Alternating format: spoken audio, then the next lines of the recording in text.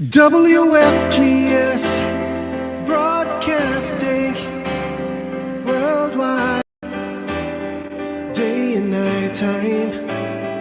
WFGS streaming online, music on the fly, ready online.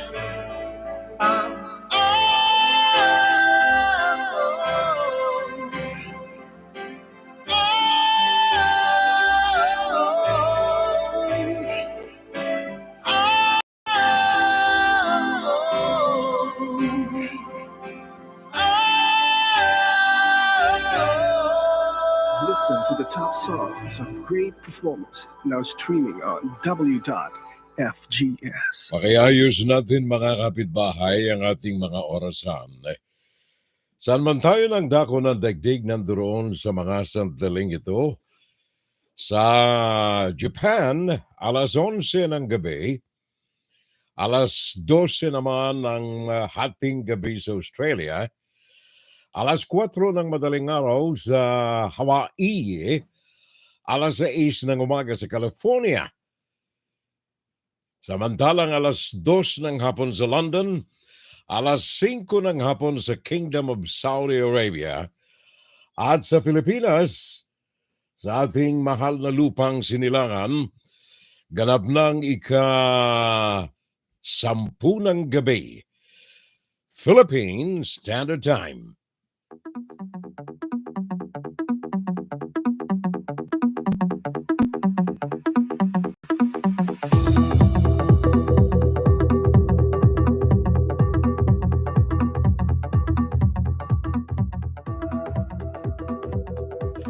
Happy birthday, Nang!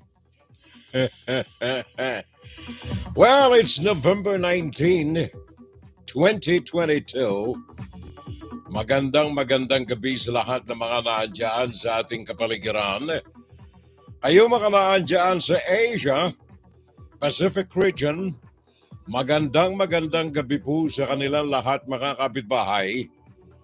Simula sa Auckland, New Zealand, hanggang sa California, hanggang sa Polynesian region, hanggang sa Malaysia, Indonesia, Thailand, Singapore, Taiwan, Japan, Hong Kong, Guam, at sa lahat ng mga naandyan. Gandang gabi po sa kanila, very especially dyan sa Pilipinas. And of course, yung mga naandyan sa Middle East, magandang hapon sa kanila. Mga naandyan sa Europa, magandang hapon. Mga naandyan sa London, good afternoon everyone. Yung mga naandyan sa Jordan, sa Kingdom of Saudi Arabia, Bahrain, good afternoon. And of course, sa mga nandirito sa Amerikas, simula rito sa silangang bahagi ng Estados Unidos hanggang sa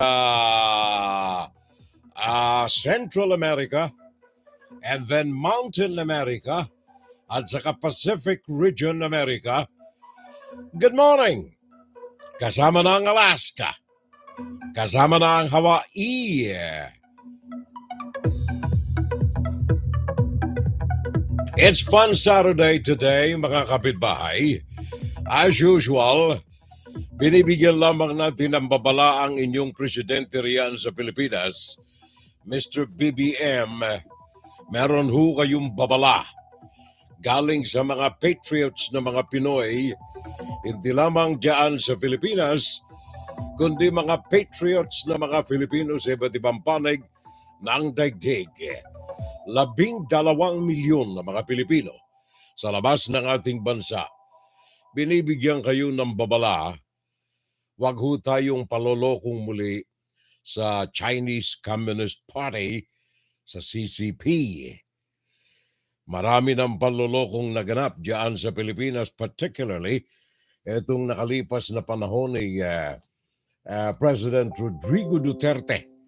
Maraming mga panlolokong ginawa ang Chinese Communist Party diyan sa Pilipinas. Paalaala lamang. Pakinggan si Pirel Salvo tuwing Sabado dito sa FGS Web Radio para sa mga Pilipino. Sabi ng ating mga kaibigan, ang paalaala ay gamot sa taong nakakalimot. Sandali lamang Andali lamang, inaayos ko lamang itong aking monitor dito sa Facebook. Sandali hanapin ko lamang itong aking, oops, narinig niyo? Oops, may audio pa sandali Sandali lamang, hanapin natin itong mga kaibigan natin dito sa Facebook. Hindi ko nahanap kanina. There you are. Okay. Sana ba yung aking, ito, sandali, Sandali lamang, kapitbahay. Eto na. Gusto ko kasing nakikita yung mga kaibigan natin riyan Oops, hindi ito Hindi ito, sandali, isa pa. There you are. Nandiyan na ang ating mga kaibigan nakaantabay. Sisimulan ko doon sa unang-una si Leonor Kurata. Diyan sa Japan. Maligayang pakikinigrian, Leonor. Diyan sa Sheba, Ken, Japan. Yan bang lugar natin riyan mismo? Sheba, Ken? Ang oras natin dyan ngayon sa Japan, what? Alas 11:05. Tama ba ako dyan sa Japan? And then of course si Anita Hapon, another lady from Japan, Anita Hapon. Sabi niyo, good evening po, Furel. I'm here sa Osaka, Japan naman. First time ko po lamang na mabuhay ang programa. Ano ito? First time ko po lang mabuhay ang programa. Thank you very much. Maraming salamat, Anita Hapon. Thank you. And then we have another brand new name, Nathalie Jenks Manalili. Kasama niya raw si Kurata Leonor na nanonood sa atin ngayon riyan. I would presume na itong dalawa nandyan din sa Japan. Tama raw. Yung oras natin dyan sa Japan is already 11:06 in the evening, Japan time. And of course, sa Pilipinas ay ganap ng alas 10 ng gabi. Especially dyan sa Legazpi, ang aking kapatid nanonood. Thank you very much, Atinens. Maraming salamat sa audience. At kumusta na lamang sa aking mga pamangkin riyan. Sa lahat ng mga pamangkin natin dyan sa Legazpi at sa Albay. Sa bayan ko. Thank you. Ang oras natin 7 minuto makalipas. Ang ganap na ika-siyam ng umaga dito sa amin sa New Jersey. Ang oras na yan, nais ko lamang nga palang mabati itong mga sandamakmak na mga Pilipino nating mga nagwagi nitong nakalipas na halalan dito sa amin. Nitong Nobyembre 6, yung mga listahan ng mga Pilipino na mga nanalo sa iba't ibang panig ng Estados Unidos ay sandamakmak, Stephen Raga. Ito'y nabanggit na natin at nasaluduhan na natin itong nakalipas na ilang linggong broadcast natin immediately after ng eleksyon noong Nobyembre 6. Stephen Raga, ito'y dito sa State Assembly ng New York District number 30. Nakuha niya ang 60% ng mga boto ng mga Amerikano, ng mga New Yorkers, dyan sa New York, sa ika-30 distrito ng Nueva York. And then sa California, si Attorney General Rob Bonta, re-electionista itong ating kababayan dugong Pilipino riyan sa California. At siya'y nanalo ng 60% rin ng mga boto ng mga kababayan natin at ng mga Amerikano dyan sa California. Dyan sa Artesia, another district ng California, ay unang-unang Pilipinang nanalo rin yan, ang alkalde Melissa Ramoso. Ito ay unang-unang Filipinong alkalde riyan sa Artesia, re-elected siyang muli. And then sa El Carrito, ang bagong alkalde riyan ay Filipino din, Gabriel Quinto, diyan sa El Cerrito, California. And then San Francisco South, diyan din sa California. Ang busy alkalde riyan nanalo ay Filipino-blooded, si Buenaflor Nicolas. Walang kalaban ito na nanalo dyan sa South San Francisco sa California. Samantala, si Cameron Sasay, 24 na taong gulang lamang ito, ang bagong miyembro ng Pinole City Council, the youngest sa kasaysayan ng naturang lugar sa, how do you pronounce this? Pinole or Pinole? Ayan ay dyan sa California pa rin yan. 24 anyos na Filipino-blooded Cameron Sasay. And then, let me see, meron pa ako rito sa mga city councils, sina David Oro ng American Canyon, Joan Del Rosario ng Colma, and then Tony Daisog ng Alameda, and Gary Barbadillo ng Milpitas. Lahat po ito ay mga council members ng iba't ibang mga cities diyan sa California. Lahat ng yan ay mga Filipino-blooded. And then sa Southern California, alam mo yung California, yan ang unang base ng mga Pilipino hanggang sa humahabol itong aming area rito sa East Coast. But before this, ang California ang number one. Kaya halos lahat ng mga lugar ng California ngayon ay may mga Filipino-blooded elected officials. Like for example, Southern California. Meron tayong ilang mga Filipino-blooded dyan. Arlene Paz ng Carson sa California, Jed Liano ng Claremont, Phil Bazera ng Santa Ana, Oli Cantos, isang bulag na Filipino-American long-time civil rights lawyer. Diyan naman ito sa West Covina. And then, diyan sa Daly City, Mike Gengona. Ito ay diyan sa Daly City sa California. Bagong miyembro ito ng governing board, trustee area number 2 sa San Mateo County Community College diyan sa Daly City. Kaya sa lahat ng mga kababayan natin, lahat ng mga kadugo natin riyan sa California, ang ating pagbati sa kanila. Ang tinig ng mga Pilipino dito sa Amerika. Magaling yan, magaling. Tinig ng mga Pilipino dito sa Amerika. Tinig ng Pilipino para sa Pilipino.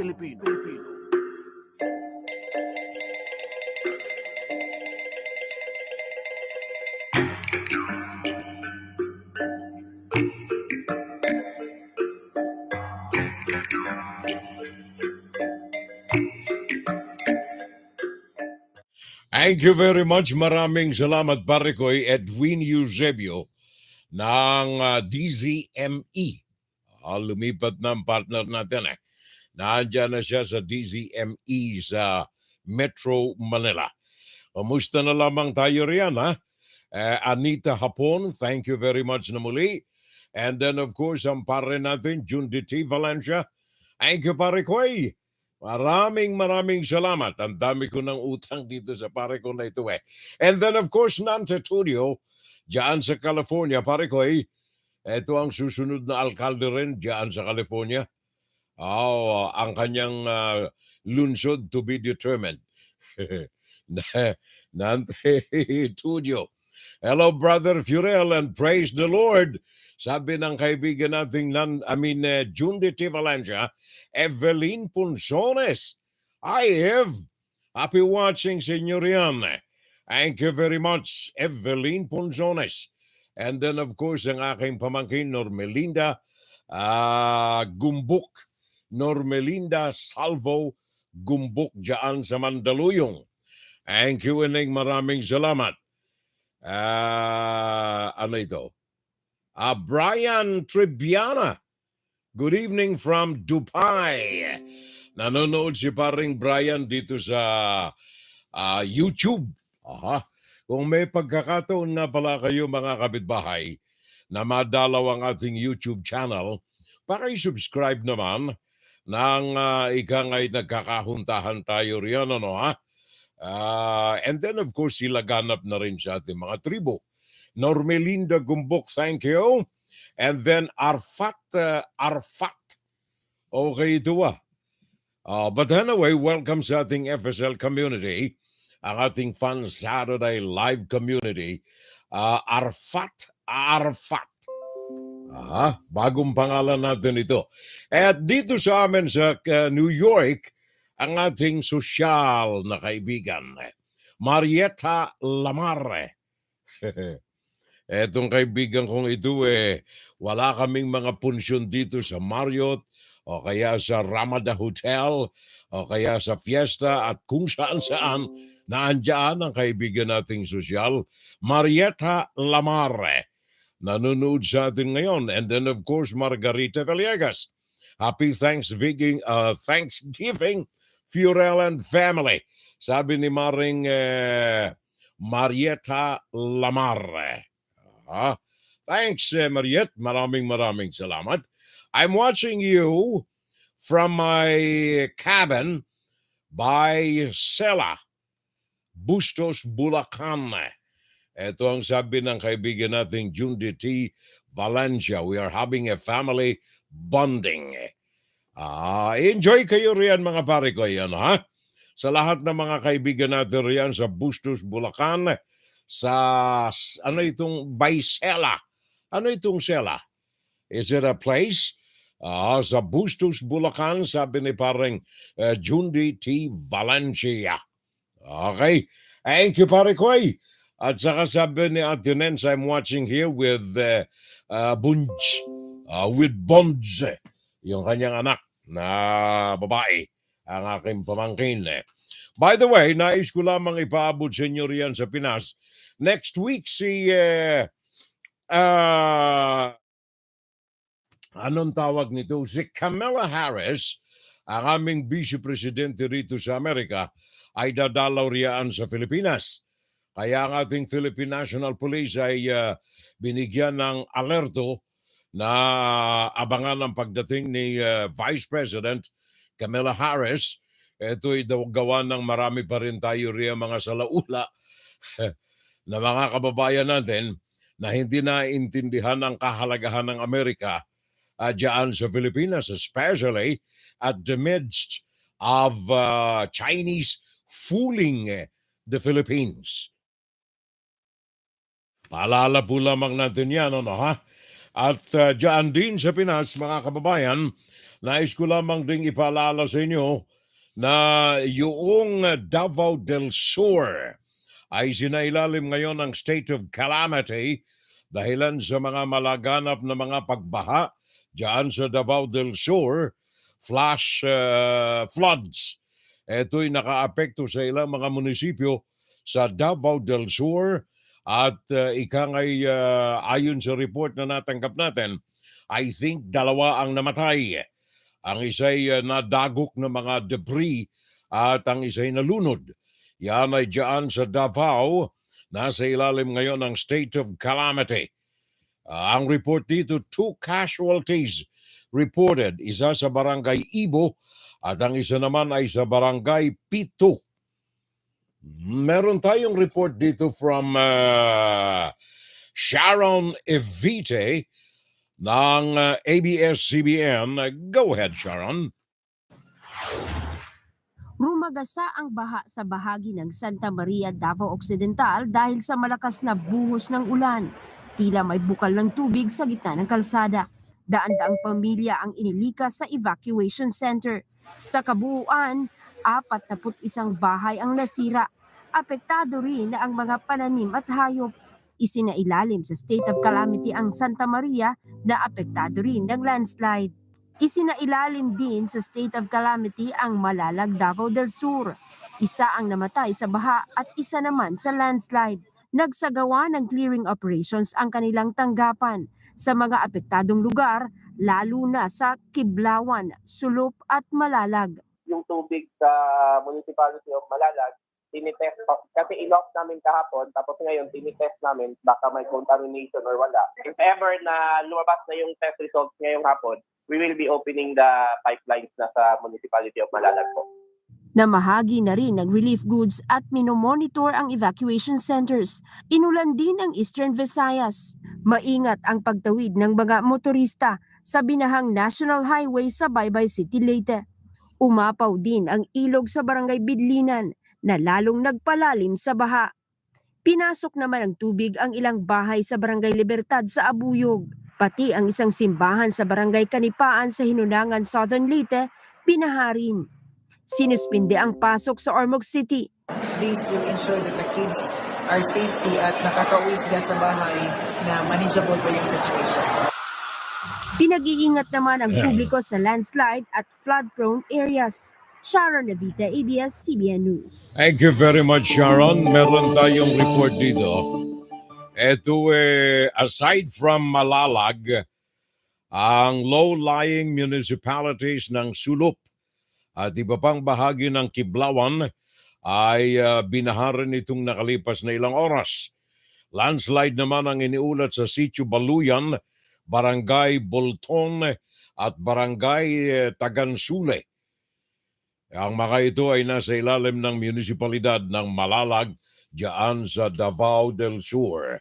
Kanina lamang ito, isang lindol naman ang yumanig sa Pangasinan. Ito'y kaninang madaling araw lamang Philippine time. Ayon ito sa Philippine Institute of Volcanology and Seismology. Itong sentro nito ay nasa layong 89 na kilometro sa kanluran ng Agno Town sa Pangasinan. Naganap ito kaninang umaga, alas 10:18 ng umaga, Philippine Standard Time. Ang pinanggalingan nito ay tectonic. Ayon pa rin sa FIVOX. 10:18 in the morning, Philippine time, nang maganap ang naturang paglindol. Ngayon, ang lindol na ito ay kakaiba. Sabagat ito ay makakaapekto naman sa ating mga OFWs, mga overseas Filipino workers. Kayo ay nililindol ngayon ng magandang kapalaran. Lalo na kung kayo ay hindi na bayaran, nagtrabaho kayo sa Kingdom of Saudi Arabia at hindi kayo nabayaran ng inyong mga sweldo sa napakahabang panahon hanggang kayo ay makauwi ng Pilipinas unpaid salaries. Ngayon itong Kingdom of Saudi Arabia ay nangako na magpapalabas sila ang pamahalaan mismo ng Kingdom of Saudi Arabia. Magpapalabas sila ng 2 bilyong real, that is equivalent to about 31 billion pesos sa Pilipinas.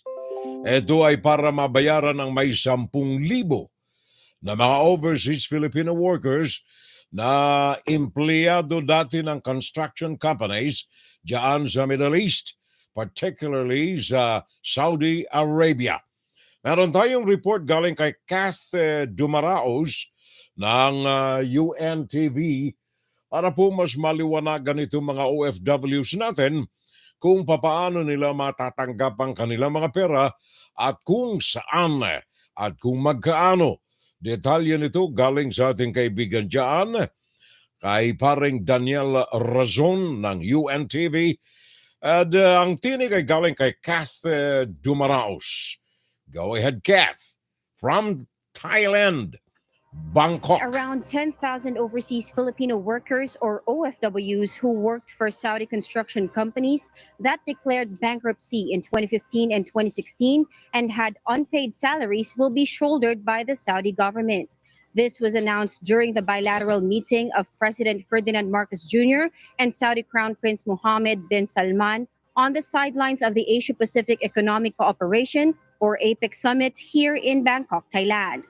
Department of Migrant Workers or DMW Secretary Susan Oplis said that construction companies such as Saudi OGR, MMG, the Bin Laden Group haven't paid back the OFWs.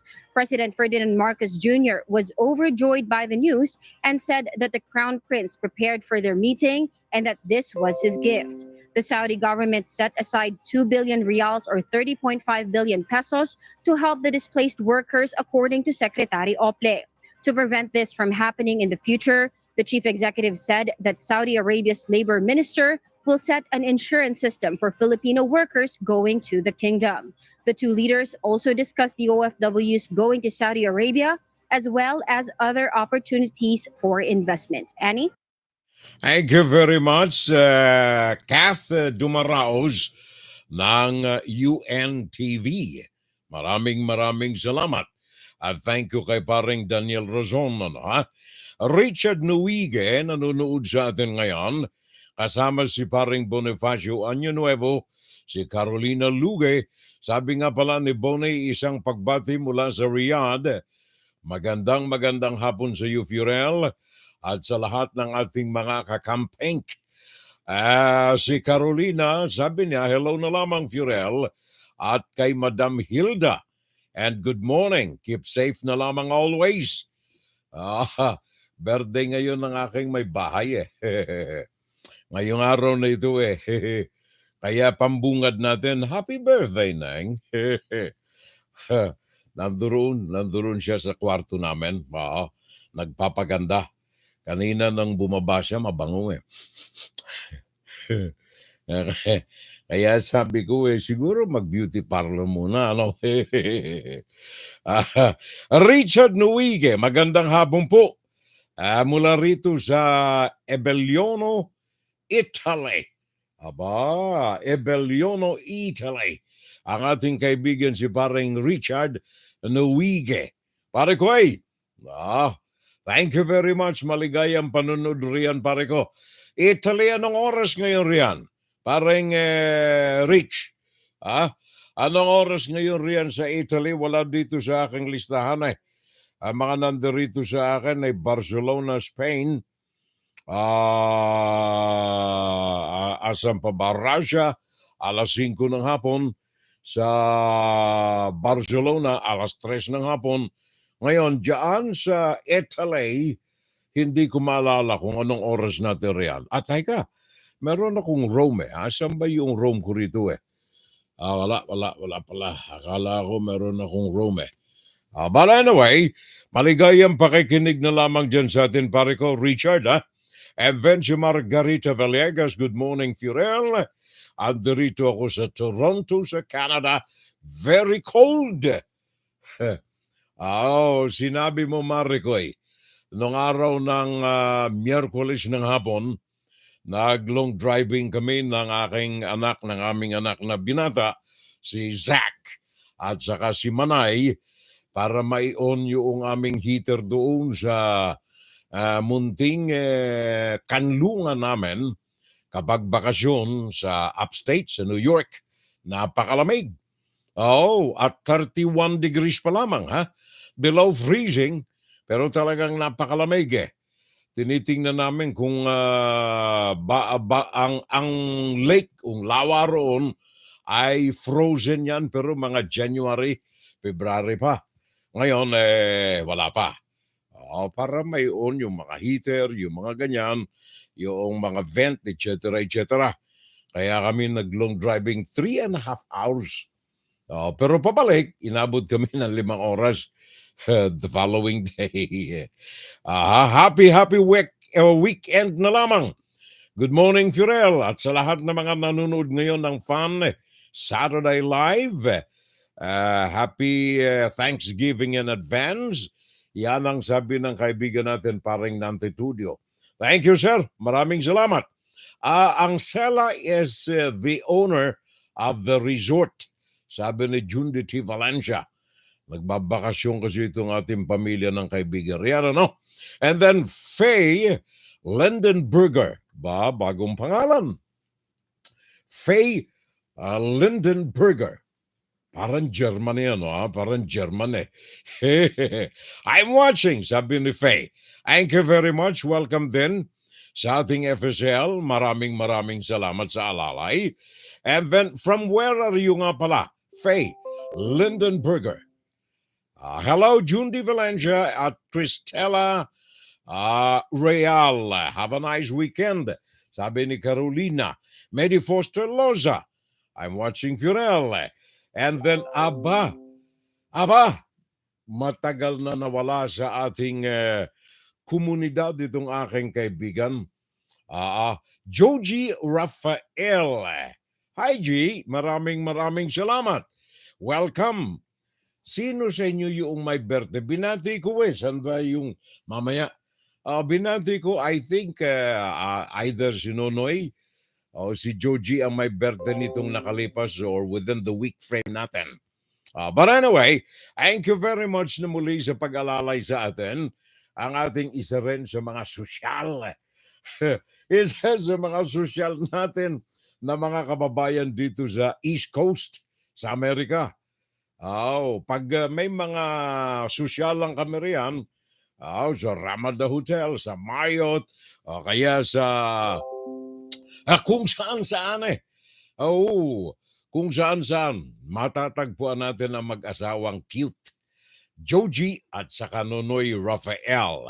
Thank you mga Marikoy at mga pare ko riyan.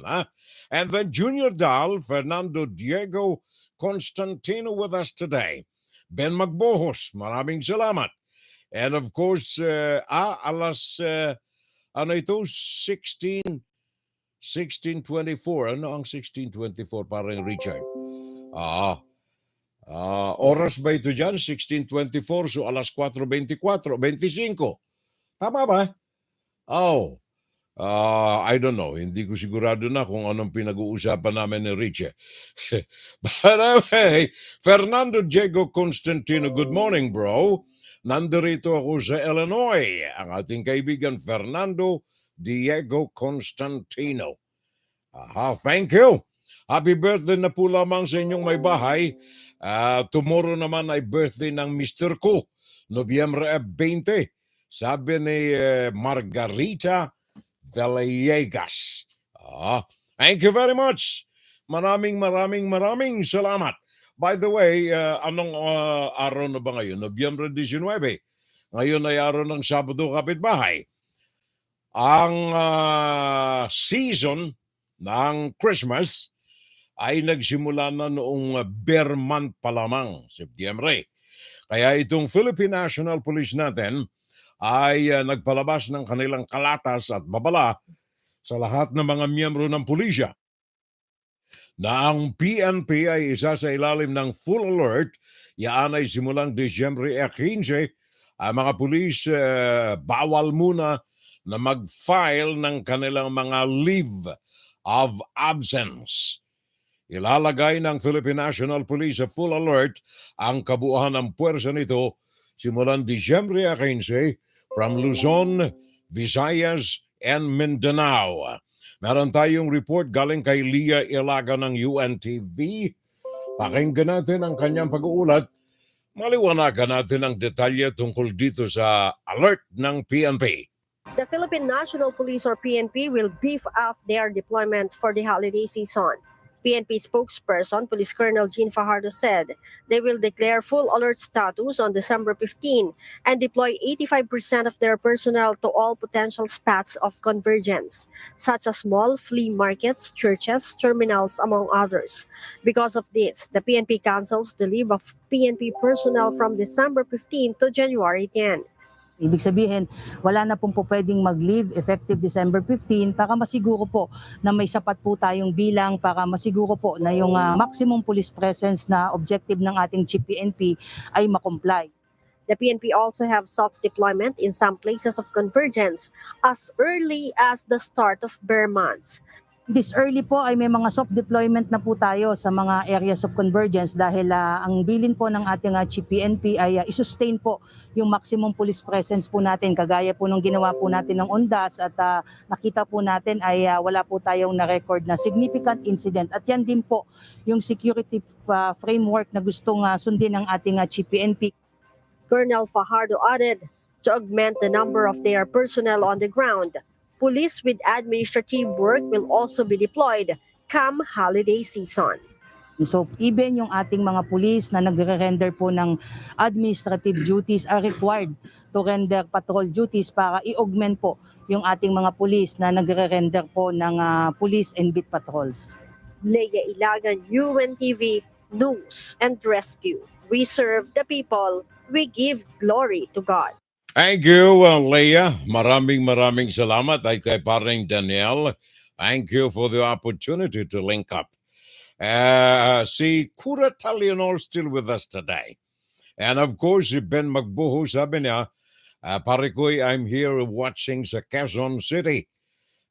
Ben Magbuhos, Manny Calderon, ang isa pa nating partner dyan sa Italy, Manny Calderon, watching from, naglamierda pala itong partner natin, ano? Naandyan siya sa Italia kung kailangan ninyo yung mga tour guide riyan at saka driver sa Italy, Manny Calderon. Pero ngayon, wala siya roon eh. Nandoon siya sa Paris, pare ko'y. Doon naglalamierda sa Paris ang ating kaibigan Manny Calderon. There you are. Alas 3:26. Ngayon ay alas 3:35 na. Diyan sa Italy, si Richard Nuige. Naandyan din siya sa Italia ngayon. Happy birthday, Neng! Ito'y galing sa aking kapatid, si Ate Nens. Happy birthday, Hills! May God answer all your prayers and God bless you na lamang always. Sabi ng aking kapatid, si Ate Nena, sa aking may bahay na nagdiriwan ng kaarawan, ngayong araw na ito, Nobyembre 19. Medi Foster Loza, always listening po ako, Manoy.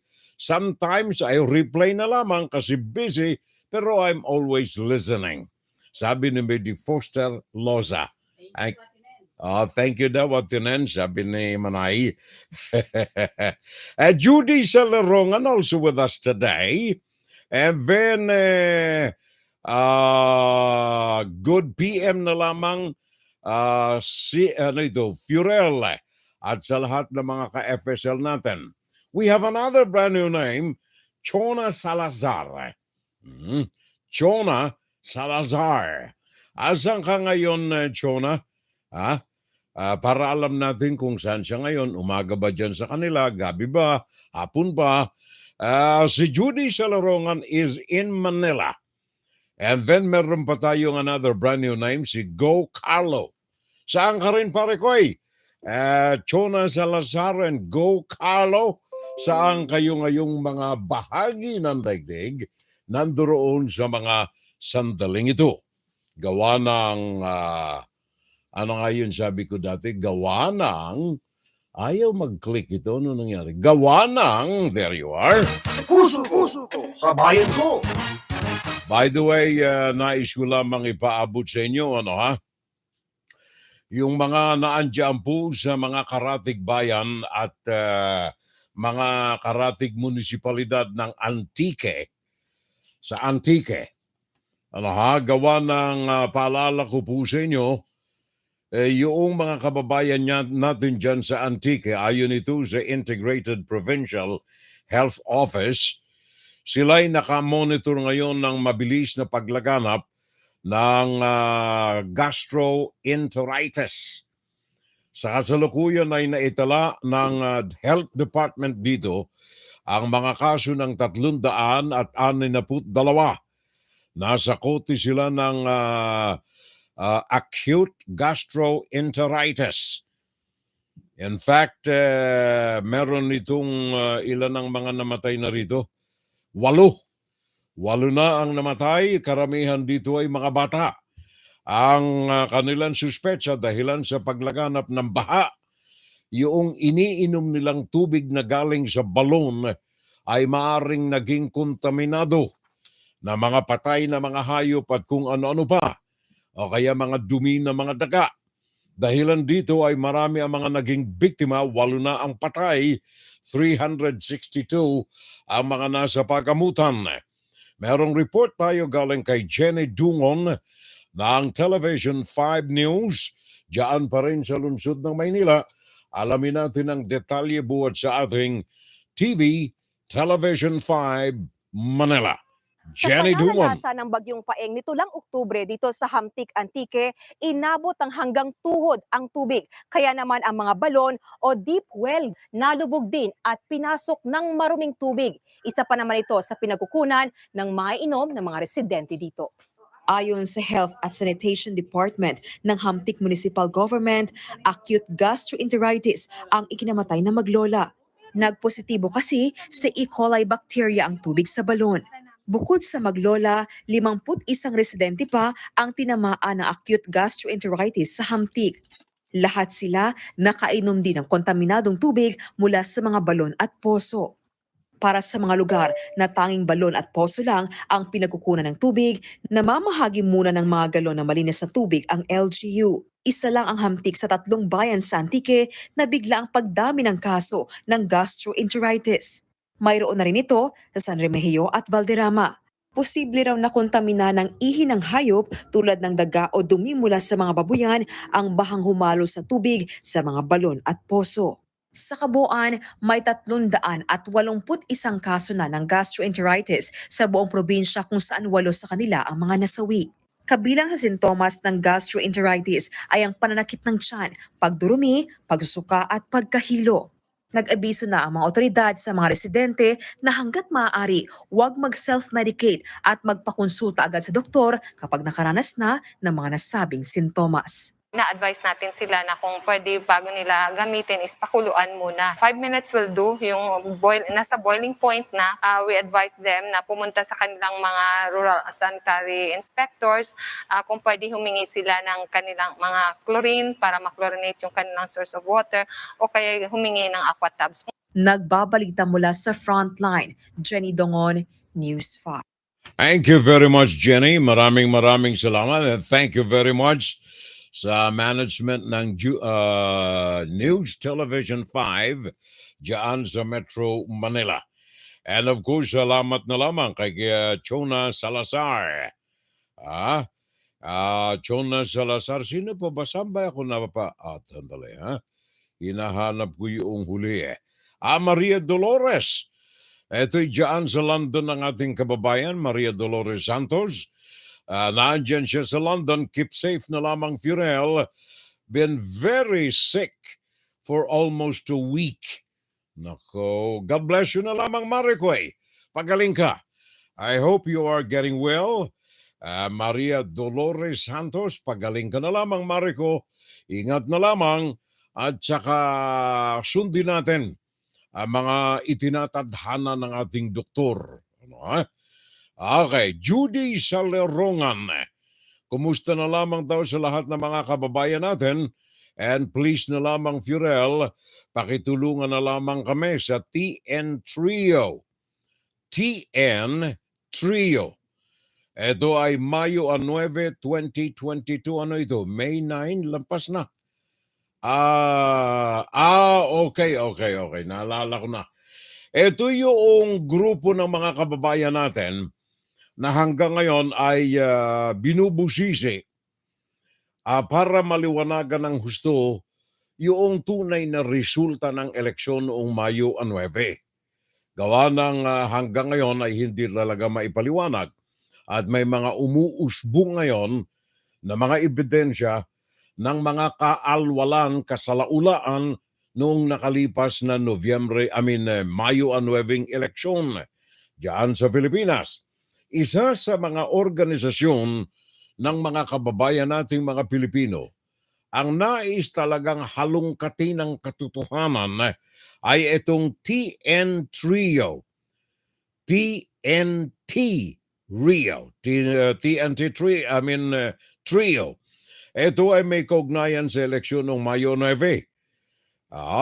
Nagharap na ng mandamos sa Supreme Court ang grupo na ito at sana tayo'y tumulong makiisa kahit man lamang sa pamamagitan ng support sa pamamagitan ng social media. Makipag-ugnayan tayo dito sa TN Trio.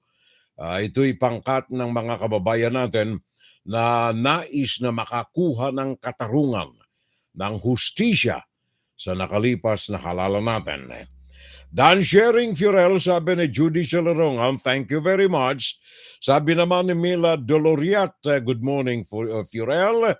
Manoy Furel, birthday po pala ni Manay Hilda. Kaya happy birthday na po lamang and God bless her. Thank you. Yan ay sabi ni Mila, Milagros Doloriat. And then ang pare natin, Jess Guevara, is with us today.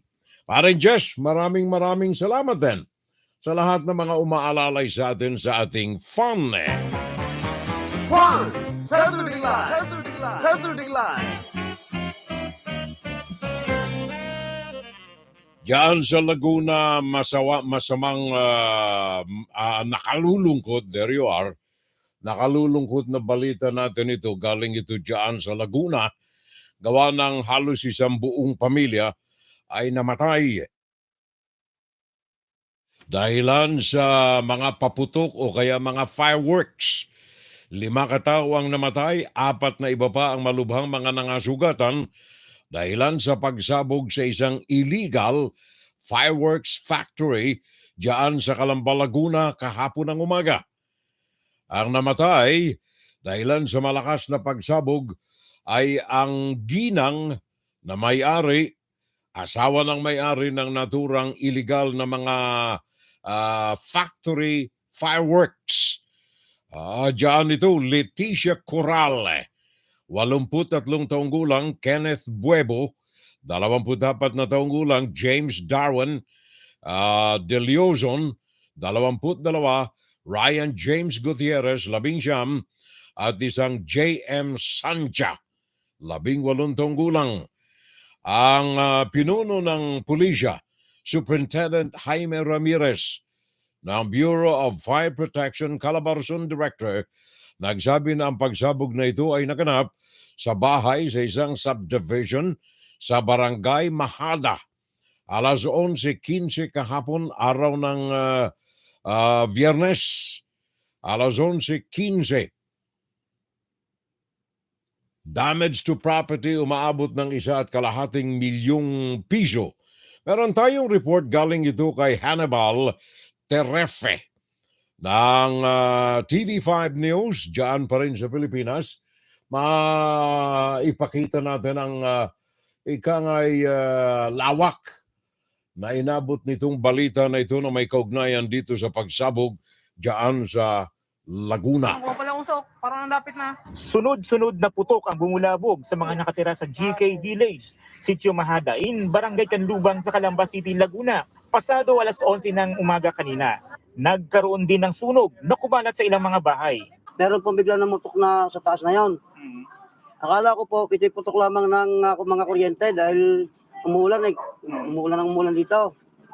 Tapos ilang minuto, may tumawag sa akin radyo at humihingi ng responde at may nasunugan po doon. Ang pinagmulan ng apoy, ang bahay ng pamilya Coral na iligal palang paggawaan ng paputok. Ang kanilang tirahan nga, nawasak dahil sa mga sumabog na paputok. Tumambad din ang bangkay ng 5 nasawi, kasama ang 3 anyos na may-ari na si Leticia Corral. Ang kanyang 22 anyos na apong si Darwin, 2 tauhan at isang hindi pa nakikilala. Ayon sa sitio chairman, dati na raw nilang binawalan ng pamilya Corral sa pagbebenta ng paputok. Pero huli na ng kanilang malamang hindi pala ito nagpaawat sa iligal na operasyon. Matagal siyang hindi nagbenta ng paputok dahil alam niya na pinagbabawal nga ng barangay. Pero lingid sa aming kaalaman, yan pala ay nagkaroon ng gawaan sa loob ng kanyang bahay. 5 bahay ang nadamay sa sunog. Ang bahay ng residenteng si Gina, nabutas ang bubong dahil sa napadpad na paputok. Pagkakaalam ko po sa pangyayaring yan, ay parang may nanigaryo. Pagkakasigaryo ng 2 tauhan, para pinitik ang sigarilyo. Pagkapitik na yon, para dun yata nangyahagi sa mga paputok. Pero hindi ho namin alam ito na nag-ooperate. Hawak na ng pulis si Jude Coral, ang may-ari ng iligal na paggawaan. Posible rin siyang maharap sa kaso dahil sa iligal na operasyon. Thank you very much. Yan ang kaibigan natin ng pangalan Hannibal Terefe ng News Television 5 diyan sa Metro Manila area. Paring Jess Guevara. Sabi niya, good evening na lamang Furel, nakaantabay ako rito. Nandirito ko sa Italy. Pakibati na lamang ang aking asawa na naandyan sa Pinas. Si Eileen Baybay. Ang may bahay ng pare nating Jess Guevara. Marami tayong makakaantabay dito na ang kanilang mga may bahay, mga OFWs ito ang kanilang mga may bahay dyan sa Pinas. Kaya both of you, kayo mga OFWs at kayo mga naandyan sa Pilipinas, behave. Behave kayo riyan, ha?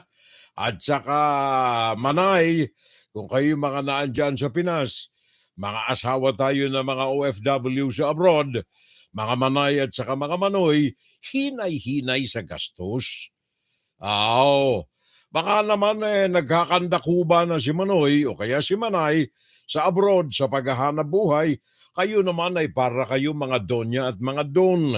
Gastos dito, gastos doon. Huwag naman ganon. Huwag naman ganon. Cecilia Formanes, nandirito't kaantap natin. Pakibati daw ang aking asawa, sabi ni paring Jess Guevara. Ayana Eileen Baybay na nandyan sa Pinas. Okay ba pare ko yung paalala ko? Yung mga manoy natin, mga manay na nandyan sa Pinas, alagatain natin na itong pera na itong pinadadala riyan na dolyar. Number 2 source ng foreign currency ng Pilipinas.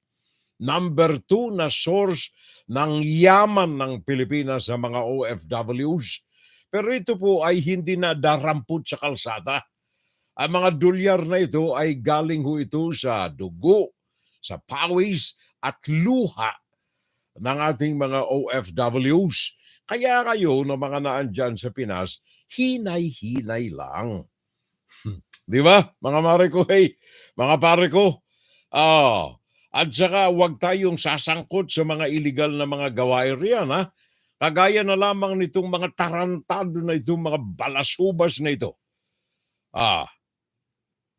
Balasubas Dati-rati ang mga namamayagpag rito dyan sa Pinas sa mga illegal na operasyon ng droga ay mga Chinese. Namamayagpag. Bakit? Gawa ng sidigong Nung nakalipas na administrasyon okay lang. Kaibigan natin yan mga Chinese, gusto ninyo, gawin pa ninyong probinsya ng China ang Pilipinas Di ba? Yan sidigong Kaya yung mga naandyan, hindi lamang mabubuting mga Chino ang nakarating sa Pilipinas, kundi mga tarantadong mga Chino ang pumasok riyan. Ngayon naman, ito'y iba na. Mga factory na ngayon, hindi na distribution mga factory na ng mga illegal na mga droga dyan sa Muntinlupa, barangay dyan sa Muntinlupa, at tingnan ninyong maigi. Hindi lamang ito pipitsugin gawa na nga mga ito'y nakatira, ang mga drug manufacturers na ito, na gumagawa ng mga shabu, dyan mismo sa loob ng high-class 5-star na subdivision sa Alabang, Ayala Alabang. Magkakaano yung renta nitong mga tarantado at balasubas na ito? 300,000 sa isang buwan, 300,000. Bakit? Gawa ng mga mansion sa mga naandyan halos Kaya may nakapag-tip sa pulisya natin na may mga tarantado at mga balasubas na mga dayuhan riyan na gumagawa ng mga shabu. Kaya kahapon ay nagsagawa ng pananalakay ang mga miyembro ng ating PDEA at ito'y nakasamsam ng bilyong-bilyong halaga, milyon, 149.6 million na halaga ng mga shabu.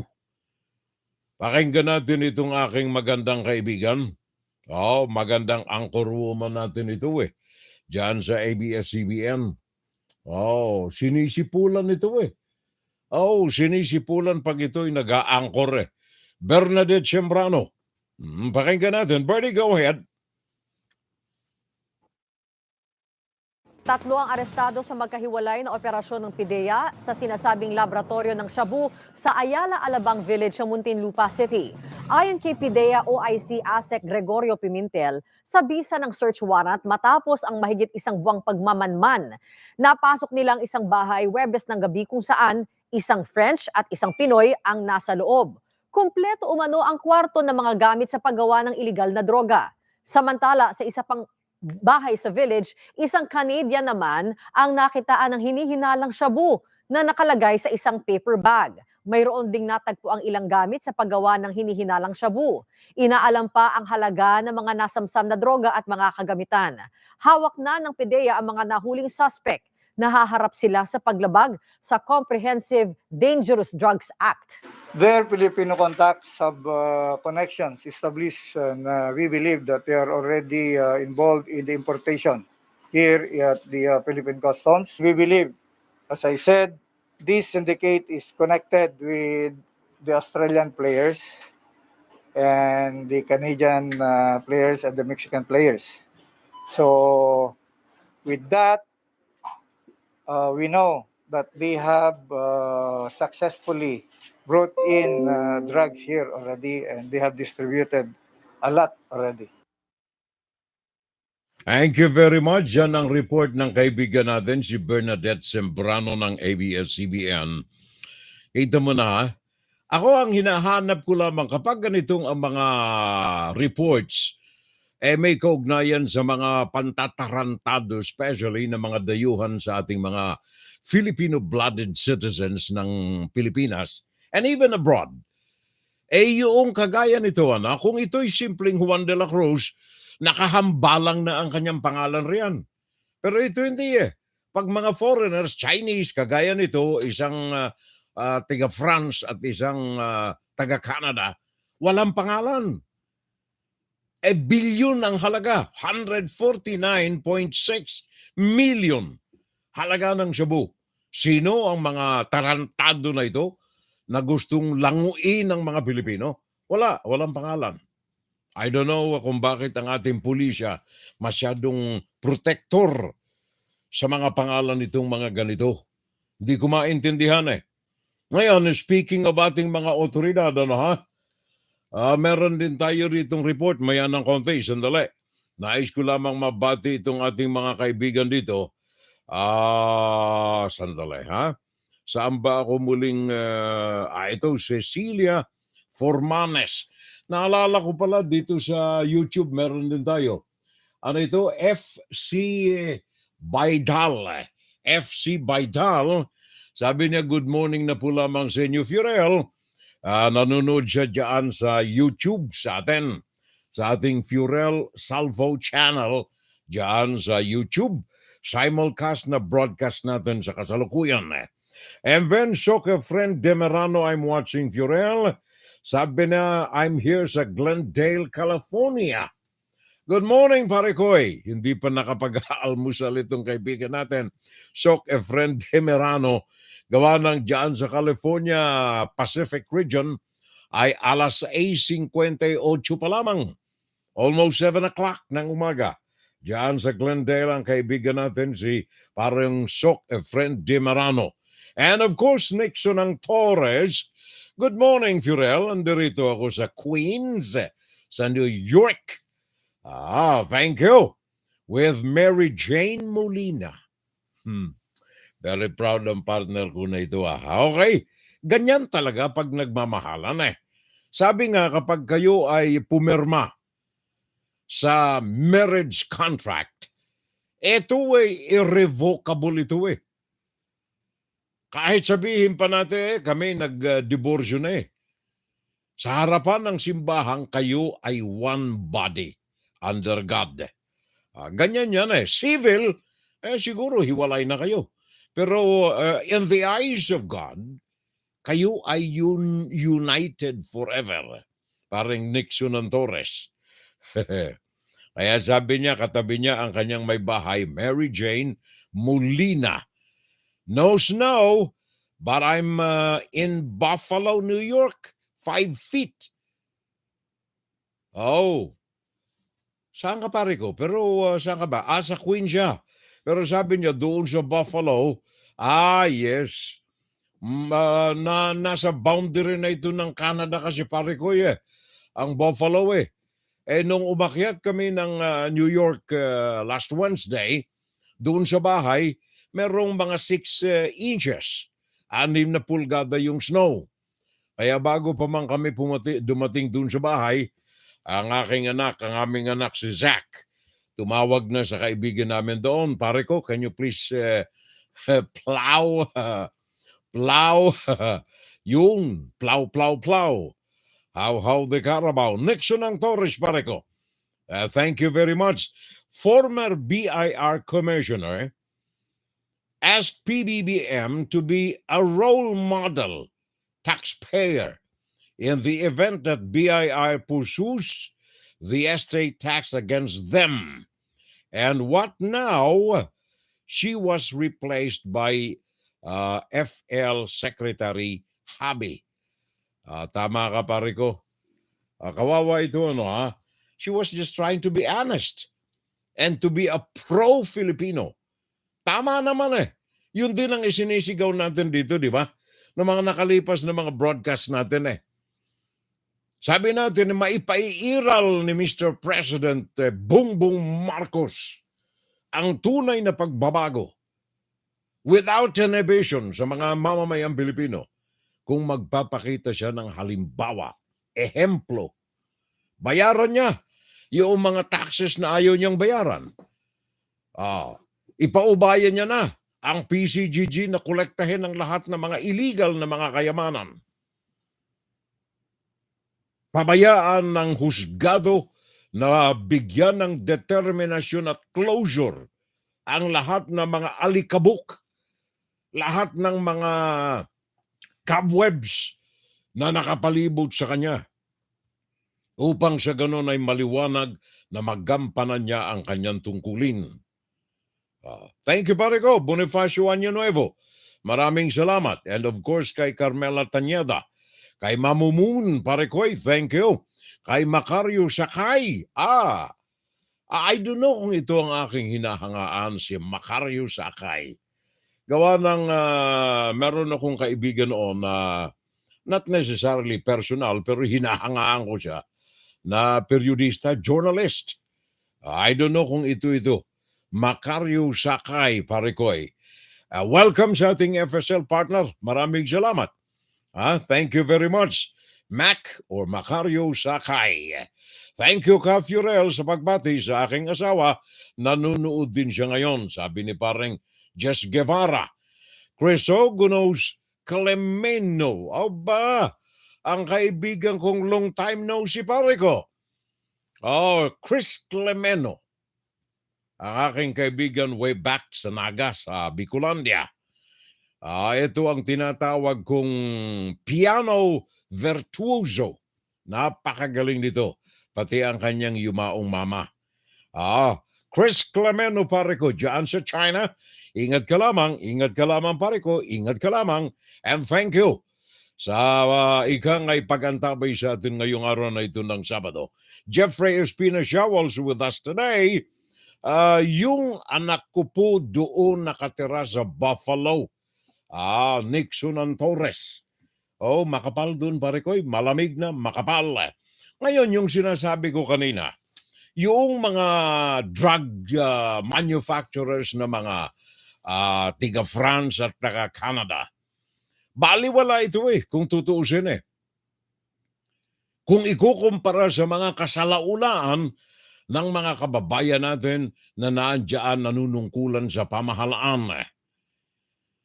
Kagaya na lamang nitong national budget na mabilis na isinulong ng Kongreso, ng Senado, mga committee hearings, budget hearings and debates.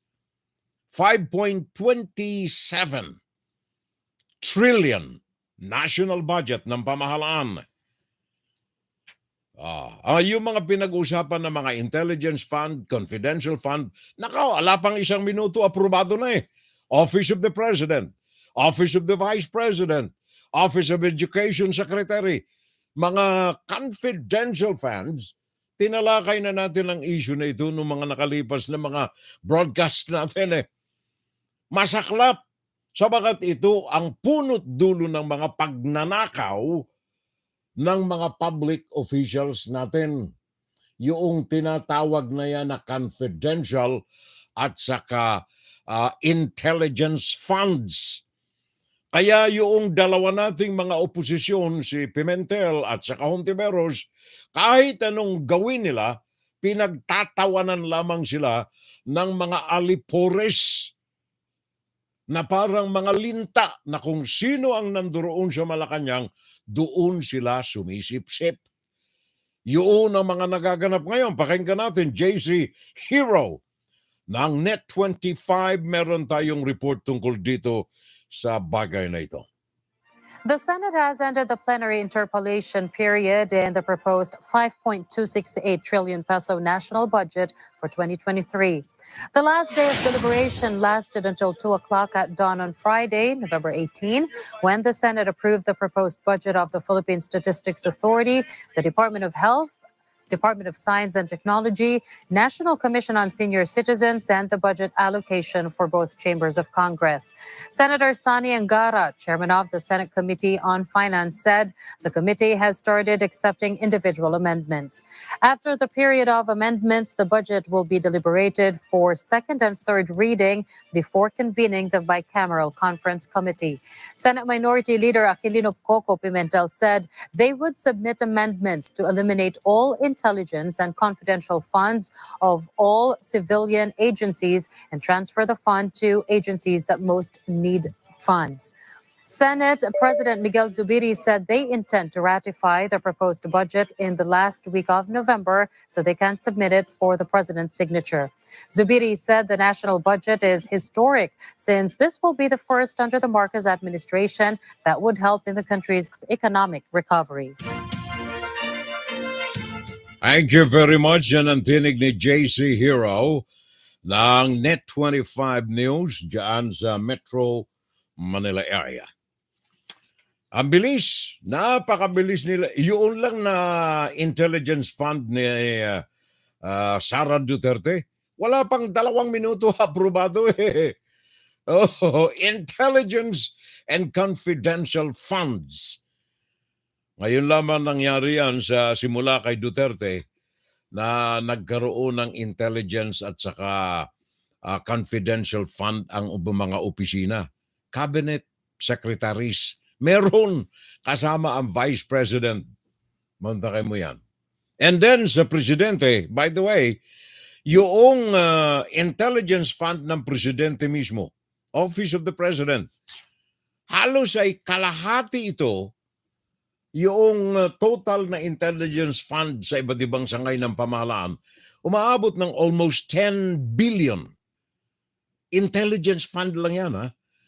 Almost 10 billion, 9 point something. Almost 10 billion. Ang kalahati rito, almost 5 billion, ang kalahati dito sa intelligence fund na ito ay naandyan sa opisina ni BBM. Well, considering na opisina ng Presidente, baka okay. Pero ang problema nito, lahat po ng mga sangay na nasa sa ilalim ng Presidente at mga sangay ng mga kabinete ng Presidente, yung mga intelligence funds niyan pwede niyang kunin na magamit Sa madaling sabi, summing up all yung mga intelligence funds na yan sa iba't ibang mga ahensya ng gobyerno na pwedeng kunin ng presidente, baka trilyon umabot sa dami. Ito pong mga intelligence funds na ito at saka mga confidential funds, ang masaklap niyan, hindi yan na-audite. Openly. Pwedeng halongkatin ng Commission on Audit, pero yung resulta, sikreto pa rin. So what's the use? Hindi ba? Iyan ang problema natin dyan sa mga intelligence funds na yan eh. Untouchable kung paano ginastos. WFGS Broadcasting worldwide, day and night time. WFGS streaming online, music on the fly, ready online.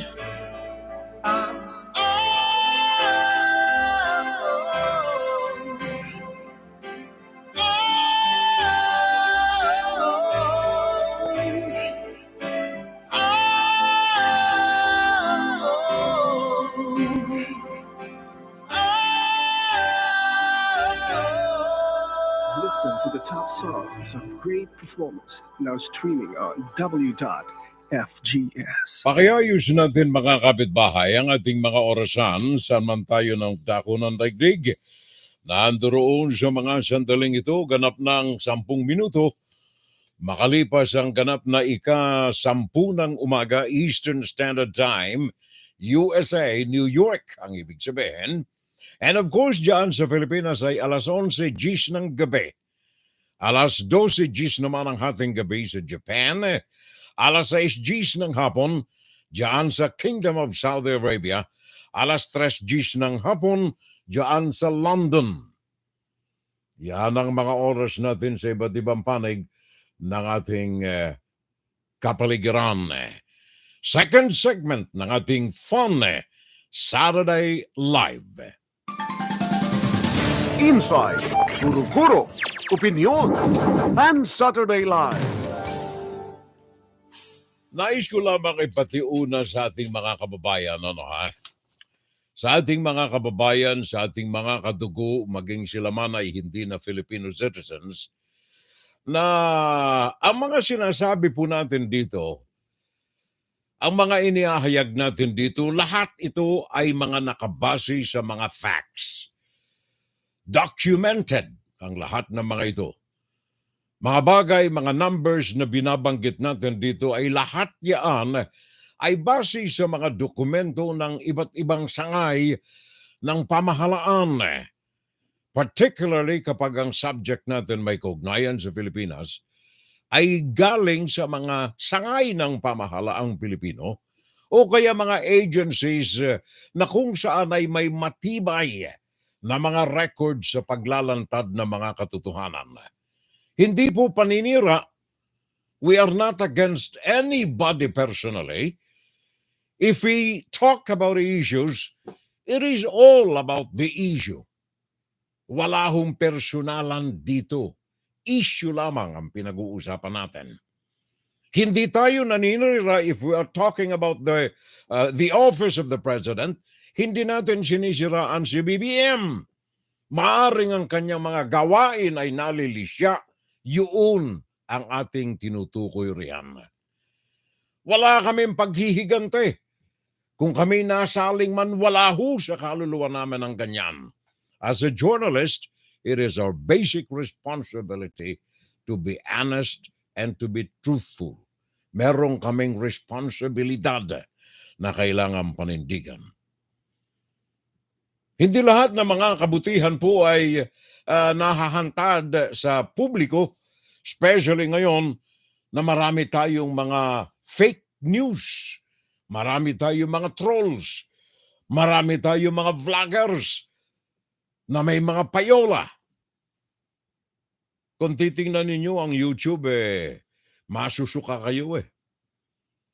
Ang kanilang mga banner headlines, sa kanilang mga banners, talagang Masusuka kayo kung alam ninyo ang katotohanan eh.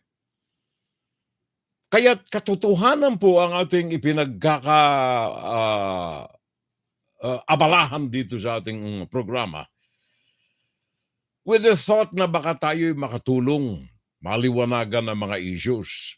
Kagaya nitong panawagan ng ating mga patriots. Kagaya ng mga panawagan ng ating mga tunay na nagmamahal sa ating bayan. Panawagan niya kay BBM, kay President Bongbong Marcos, anuman ang legality ng kanyang panunungkulan bilang presidente, na andyan siya't nakaupo, so we address this matter sa presidente. However, he is elected, siya ang kasalukuyang nagmamando sa Pilipinas. Ang mga patriots na mga kababayan natin nagbibigay ng babala. Mr. Bongbong Marcos, think of the future of the Filipinos. Alalahanin po natin ang hinaharap ng mga Pilipino. Nananawagan ng mga nagmamahal sa bayan na buksan ang katotohanan how the Philippines is fooled by the Chinese Communist Party or the People's China. Nitong nakalipas na 6 na taon ni Mr. Duterte, talaga namang namayagpag ang China sa lahat ng mga ginawa nito sa Pilipinas na mga kaalwalan. Paano? Siguro sabi ninyo, patunayan mo. Paano ba niloko ng China ang Pilipinas? Hantara na panluloko, alam ng mga nakalipas na administrasyon na ito'y panluloko, pero gusto ninyo, gawin na ninyo kaming province of China. Ay, di ba? Kaya yung China naman, talagang grumabi ang lakas ng loob. Natalo na sila sa arbitration ng International Court sa Hague, ayaw pang sundin. Bakit? Sapagat ang presidente ng Pilipinas gustong maging probinsya ng China ang Pilipinas.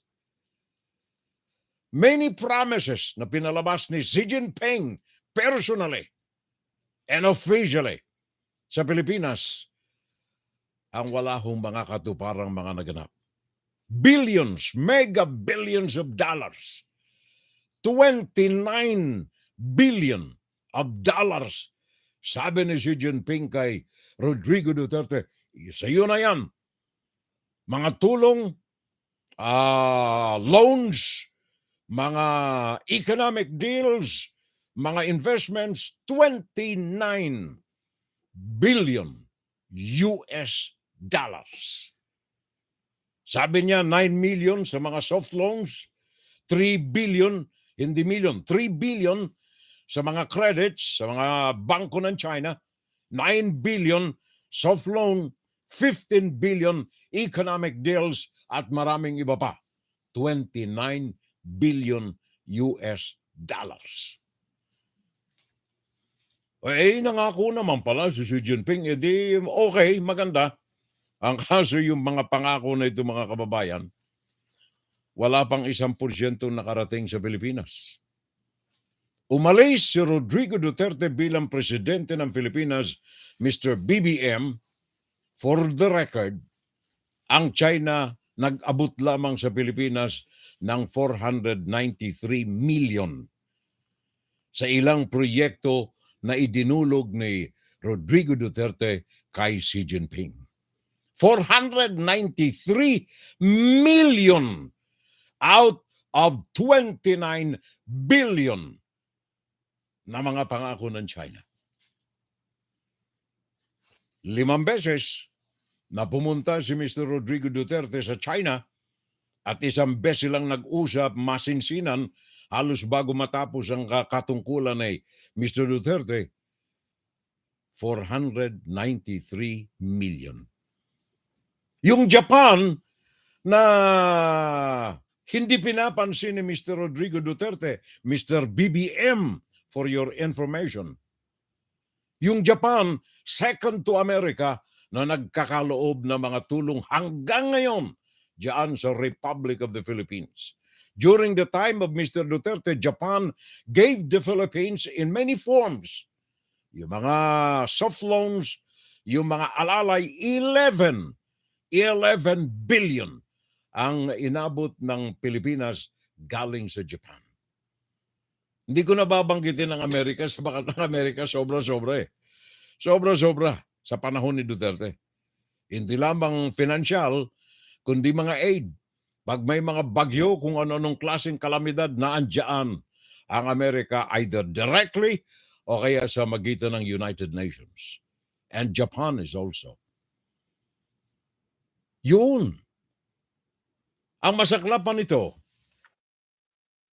doon siya pinahiram ng China 493 million M as against the promised 29 billion B. Magkakaano ang interest na ipinapataw dito ng China, mga kababayan? 2% hanggang 3% ang ipinapataw diyan bawat buwan sa utang na yan. As against Japan, magkakaano ang ipinapatong ng Japan? Kung doon sumandal ang administrasyon ng Pilipinas, 0.25. 0.25. Wala pang 1%. Sa madalit sabi, dito lamang malaki na sana ang natitipid ng pamahalaang Pilipino. But now, nais kong gawing probinsya ang Pilipinas kasi. So China continuously fool the Philippines. Masaklap, di ba? Masaklap. Ngayon, itong mga kababayan natin riyan, hindi nila alam ito eh. Kung alaman nila, nagbubulag-bulagan itong mga kababayan natin. Kaya ngayon, pinaalaala natin kay Mr. BBM, at the midst of sweet words, exchanges between Xi Jinping and Mr. BBM. Dadalaw si BBM sa January, I think January 23 sa China. Nagkadaupang palad na sila roon sa Indonesia. I hope yun ay professional shake hand.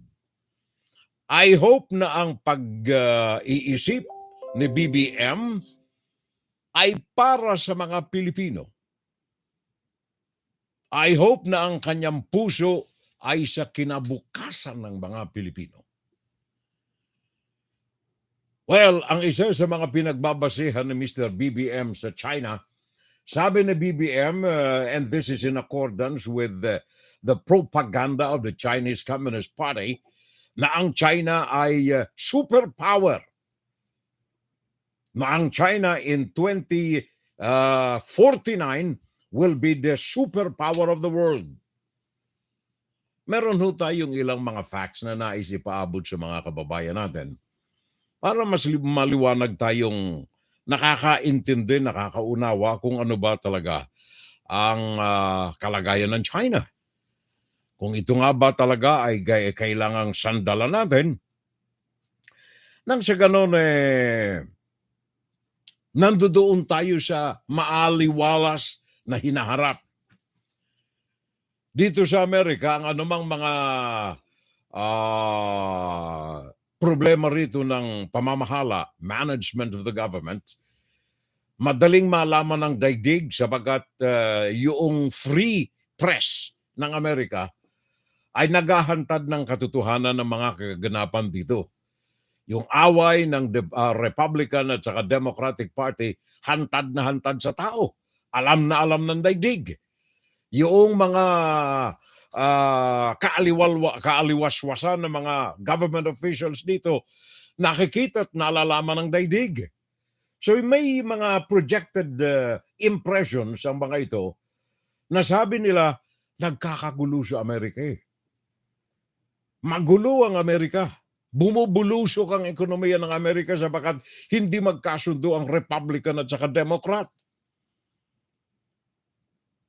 Noong First World War, Second World War, pinatunayan na rin itong mga ganitong uri na mga hidwaan ng political system ng bansa na hindi magkasundo. But in times of war, iisa ang Amerika. Yan ang tandaan natin. Sa mga diskusyon, mga differences in opinion, differences in actuations, ang lahat ng ito'y nabubura sa panahon ng gera. The Second World War prominently displayed what America is. Kaya ngayon, ang namumuno sa lahat ng mga democratic form of governments in the world, ang Estados Unidos. Compared sa China, wala ho kayong malalaman doon sa China. Alam ba ninyo sa kasalukuyan, sa kasalukuyan ng China ay meron pong madugo na mga kaganapang nangyayari doon sa China. Eto, sa anong lugar do? Yanchu district sa Guangzhou. Yung mga kababayan doon na ikinulong ng government of China for the last almost a month dahilan sa muling paglaganap ng Wuhan coronavirus. Yung mga tao roon hindi nakalalabas. In fact, sa isang pinadala sa akin dito ng kaibigan nating vlogger, pinakita sa atin yung mga video ng mga residente rito na nagmamakaawa sa mga otoridad. Yung mga anak nila ay may lagnat, yung mga anak nila ay halos mamatay na kailangan ang medical attention. Sabagad sila'y nakakwarentina, walang awa silang ikinukulong pa rin. Marami na mga nangamatay, kaya yung mga residente rito sa isang distrito sa Guangzhou ay talagang sinalungat na ang batas. Yung mga harang sa kanila pinagwawasak na. Well, of course, yung mga namuno rito inaresto ng mga polis. And then black out na uli sa news. Maraming mga kaganapan dyan sa China ang hindi natin alam. So yung impression natin ay base na lamang doon sa propaganda na pinalalabas ng Communist Party of China. Alam ba ninyo na sa kasalukuyan kung magkakaroon ng kaguluhan talaga dyan sa China, gera for example, walang solidarity ang Chinese Communist Party sa kanyang mga tao, sa kanyang mga mamamayan. In fact, even now, sa mga sandaling ito, mga kababayan, puwersahan lang naman na isinama ng Chinese Communist Party ang ilang mga karatig na mga bansa rito, like for example, ang Mongolia. Ang mga tao rito, ang mga Mongolians, actually, sa kabila ng pagsabi ng China na bahagi ng China ang Mongolia, hindi bahagi ng China ang Mongolia. Ang Xinjiang province, remember yung mga Falun Gong, remember? Milyon ang mga nakakulong dito na mga mamamayan ng Xinjiang, China. Sapagat hindi sila naniniwala sa Chinese Communist Organization. Sa Tibet, another area, malapit sa India. Ito'y ilan lamang ito mga kababayan. Ang populasyon ng China ay concentrated lamang sa bahagi ng southeast ng mainland China. 90% ng populasyon ito na andyan sa lugar na yan. Yung ibang bahagi nito hindi makiklaim ng China na solidly Chinese Communist Party people. Yung mga binanggit kong yan ay mga kalaban niyaan ng pamahalaan ng Communist China. Now, sa larangan ng ekonomiya, well, of course, it is true na sinimula ni Carter, Reagan, ang pagpapalawak ng relasyon ng China sa daigdig in terms of economics. nakapasok ang Western civilization sa mainland China, yung mga produkto ng Western civilization pumasok sa China, kinopya ng China, ninakaw ng China, gumawa sila ng sarili mga versions, yun ang pinalalabas na mga produkto ng China. Kaya basically, ang ekonomiya ng China nakabase ito sa export. Putulin mo ang export ng China, bagsak ang ekonomiya ng China. Sa kasalukuyan, namamayagpag sila, number 1 exporter na mga produkto ang China. Basic commodities, basic needs ng daigdig, number 1 ang China. Saan galing? Well, sa pagnanakaw ng mga teknolohiya, pagnanakaw ng mga kung ano-ano, yung mga foreign investors, companies na naglagay ng factory sa China, kinopya nila ang teknolohiya. Kinopya lahat and then sila mismo nag-produce na ngayon, yan ang ipinalalabas ng China. So makikita ninyo mga kababayan, artificial economy meron ang mainland China. Oras na mawala ang kanilang export, bagsak ang China. Pag nawala ang Amerika sa negosyo ng China, bagsak ang China. Bakit?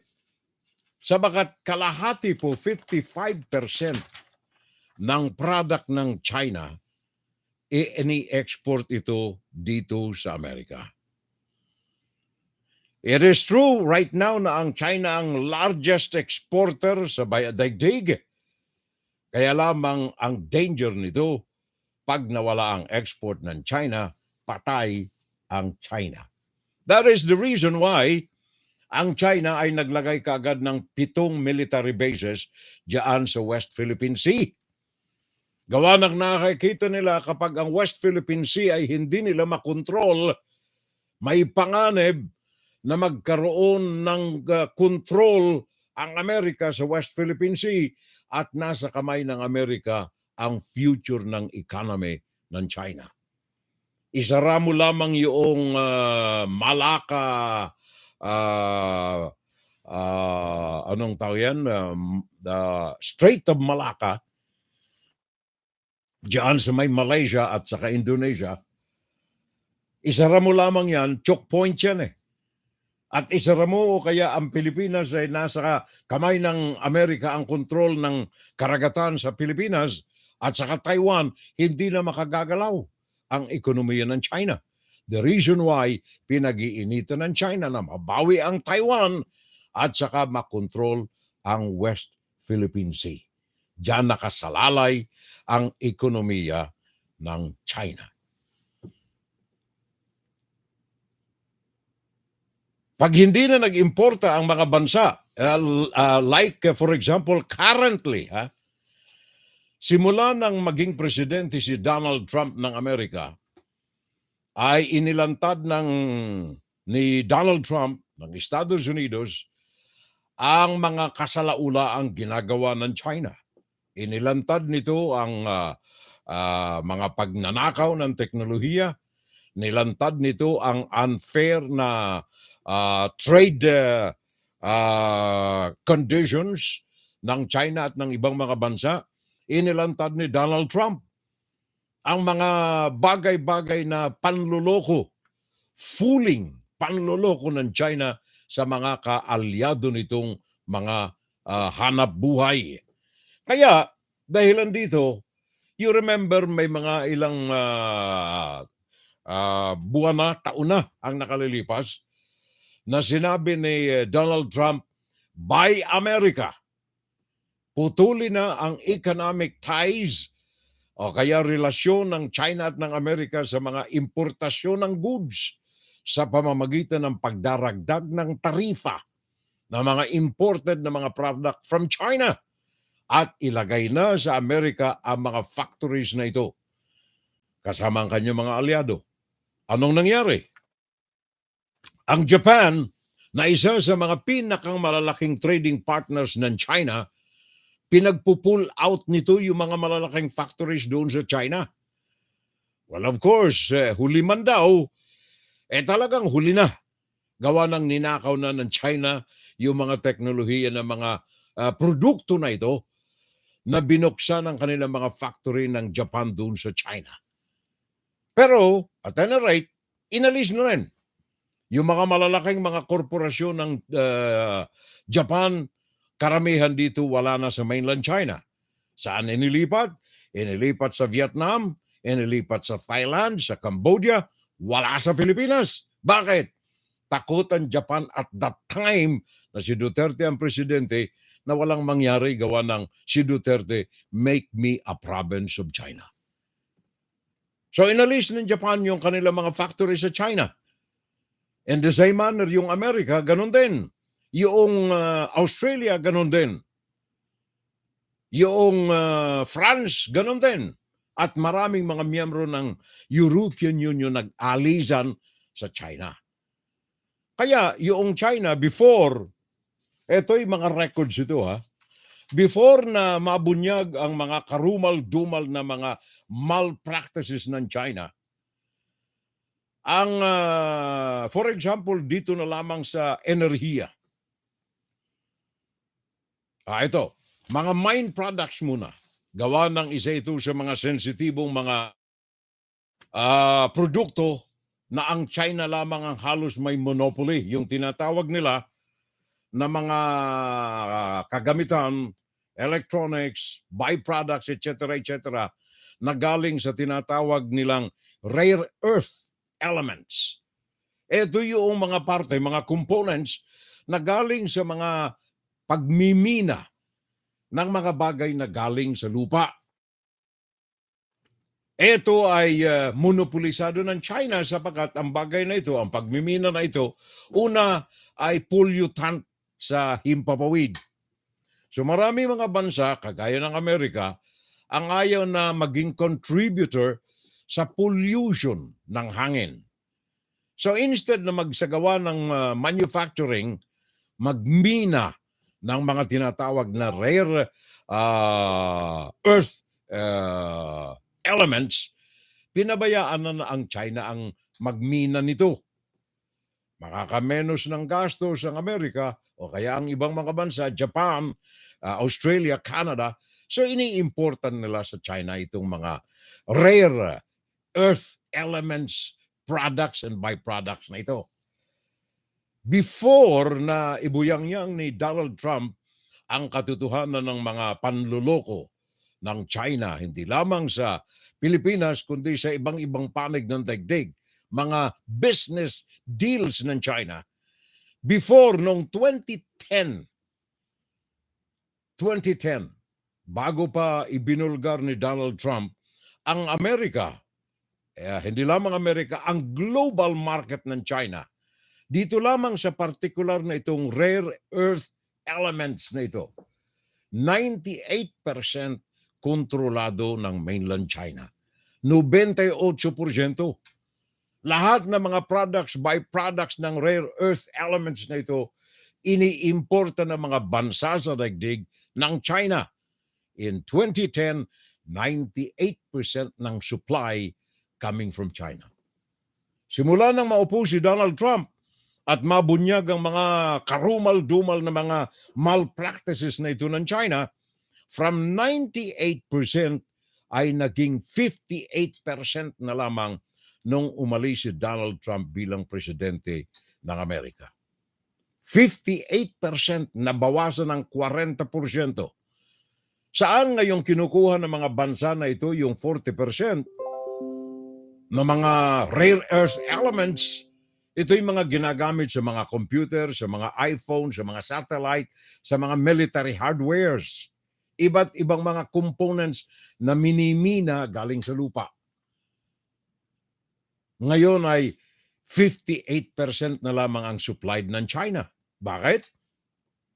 Sapagat mga bansa kagaya ng Amerika, ng Australia, ng Germany, ang mga ito'y kanya-kanya na nagmimina ng kanilang mga rare earth elements na ito. Canada, for example, Ang Canada, ayon dito sa record na natanggap natin, ang Canada at mga miyembro ng ng European Union, ang Canada ngayon ay may sarili ng production. May sarili ng production ng mga elemento na galing sa lupa. Instead of importing from China, galing na mismo sa kanilang sariling mga minahan. The same is true with Australia, na yung pagmimina ng mga essential earth elements na ito, na converted sa lahat ng klase ng mga bagay na ginagamit sa electronics, ginagamit sa household, ginagamit sa mga satellites, ginagamit sa mga eroplano, ginagamit sa kung saan may kani-kanila ng mga mining operations, Australia, and then ang Canada. Ito'y dahilan lamang sa pagbubunyag ng Amerika ni Donald Trump ng mga malpractices ng China. And then sa larangan ng enerhiya, alam naman natin China kahit saan sila na eh. Ang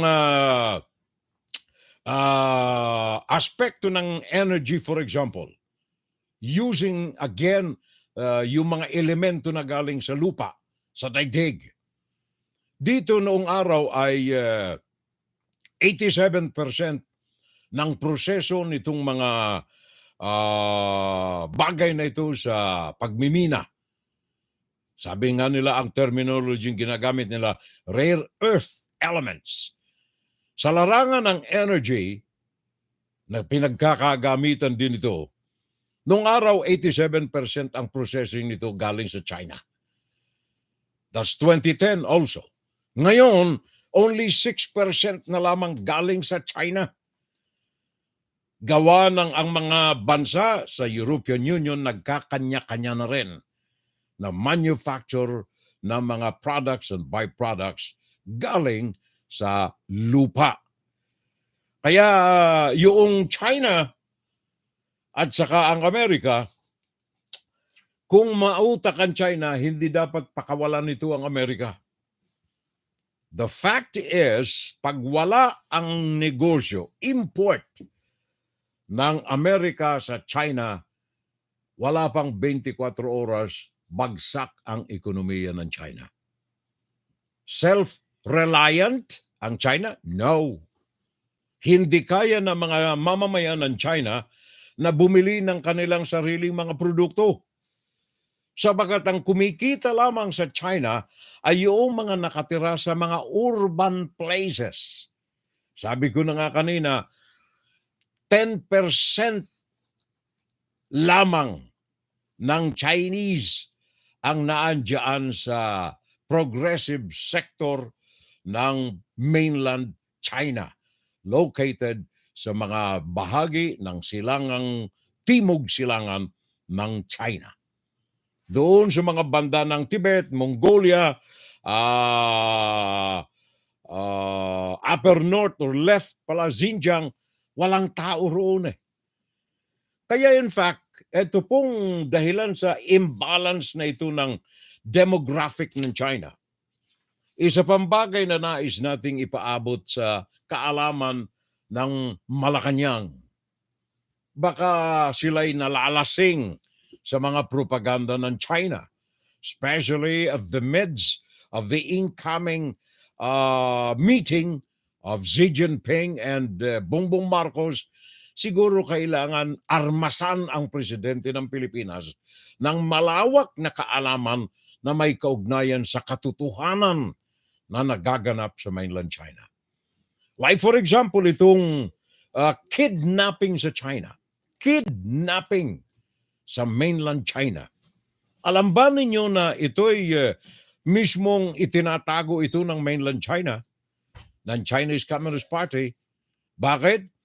For example, itong isang professor, retired professor ng law, ang pangalan nito itinago sa pangalang Kai Fan.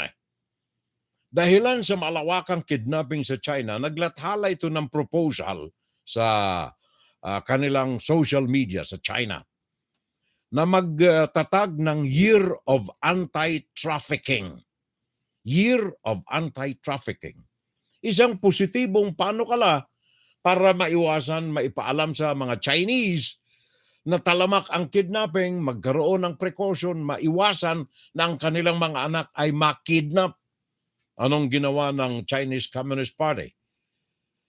Pinatanggal kay Fan ang kanyang inilathala na panukala Year of Anti-Trafficking, proposing one period in a year na maglathala, i-focus ang attention na labanan ang trafficking and kidnapping sa mainland China.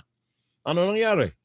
Pinaalis ng Chinese Communist Party yung kanyang post sa social media at nawawala si Kai Fan. Bakit? Kailangan mag-propose ng anti-trafficking year. Sabagat 200,000 na mga bata, mga kabataan ang nawawala taon-taon sa mainland China. 200,000 kidnapping cases. Average 550 kidnapping a day. A day. Isang araw. 550 cases of kidnapping all throughout the mainland China. Sana pupunta ang mga kinikidnap na ito. Ang kidnapping, by the way, nagaganap sa mga urban places. Doon sa sinasabi kong 10% na urban places ng mainland China, doon nagaganap ang kidnapping. Paano, saan, anong kinahihinatnan na mga kidnappings na ito? Isinasagawa ito ng mga sindikato, criminal syndicate sa mainland China. Yung mga bata na itong kinikidnap ay dahilan sa number one, dinadala nila sa prostitution. Kaya yung maraming mga nangawawala, ang iba buhay pa, nasa prostitution. Ikalawa, nasa panglilimos. At ang ikatlo ay ang ginagawang asawa sa mga rural areas. Mga rural areas at ginagawang slave sa mga farming. 550 kidnappings a day. A day, 200,000 a year. Kaya ayon dito sa mga reports na mga natatanggap natin, isa pang nangalang Yang Lin. Ito'y naglathala ng kanyang anak na nawawala. Nagmamakaawa siya, inilabas sa social media, may video pa roon. Nagmamakaawa, gawa ng kinidnap yung kanyang anak. Ilang taon nang nakalilipas. Hinahanap niya, alam niyang buhay, pero nandoon lamang ito somewhere sa mga farm areas ng China. Pinuntahan ng mga otoridad na People's Liberation Army, itong si Yang Lin, pinatigil yung kanyang panawagan at nawawala na rin itong Yang Lin. 200,000 nawawala every year. In fact, itong 2020 ayon dito sa official report, 2,739 ang nawala in one day. 2,739 people missing every day. 1 million a year in 2020 alone. O, alam ba natin ito? Ang alam natin, progresibo ang China. Number one, superpower, militarily, magaling, economically, pero sa loob, rotten ang mga bagay na nagaganap. 2020, 2,739 average a day. 1 million in 1 year. In 2016, 3,940,000 missing. In 2016, and 2.5 million missing in 2017. Ayon sa Ministry of Public Security in 2014, more than 30,000 women ang nailigtas ng otoridad, report ng Ministry of Public Security. Yung mga nangawawala, kinikidnap, ayaw nilang ilathala ito. Kaya itong si Lu Jiang, professor ng China University of Political Science and Law, sabi niya, yung illegal na bumili ka ng loro o parrot, pag bumili ka ng illegal na loro o kaya parrot at nahuli ka ng otoridad, mabibilanggo ka ng 5 taon hanggang 10 taon.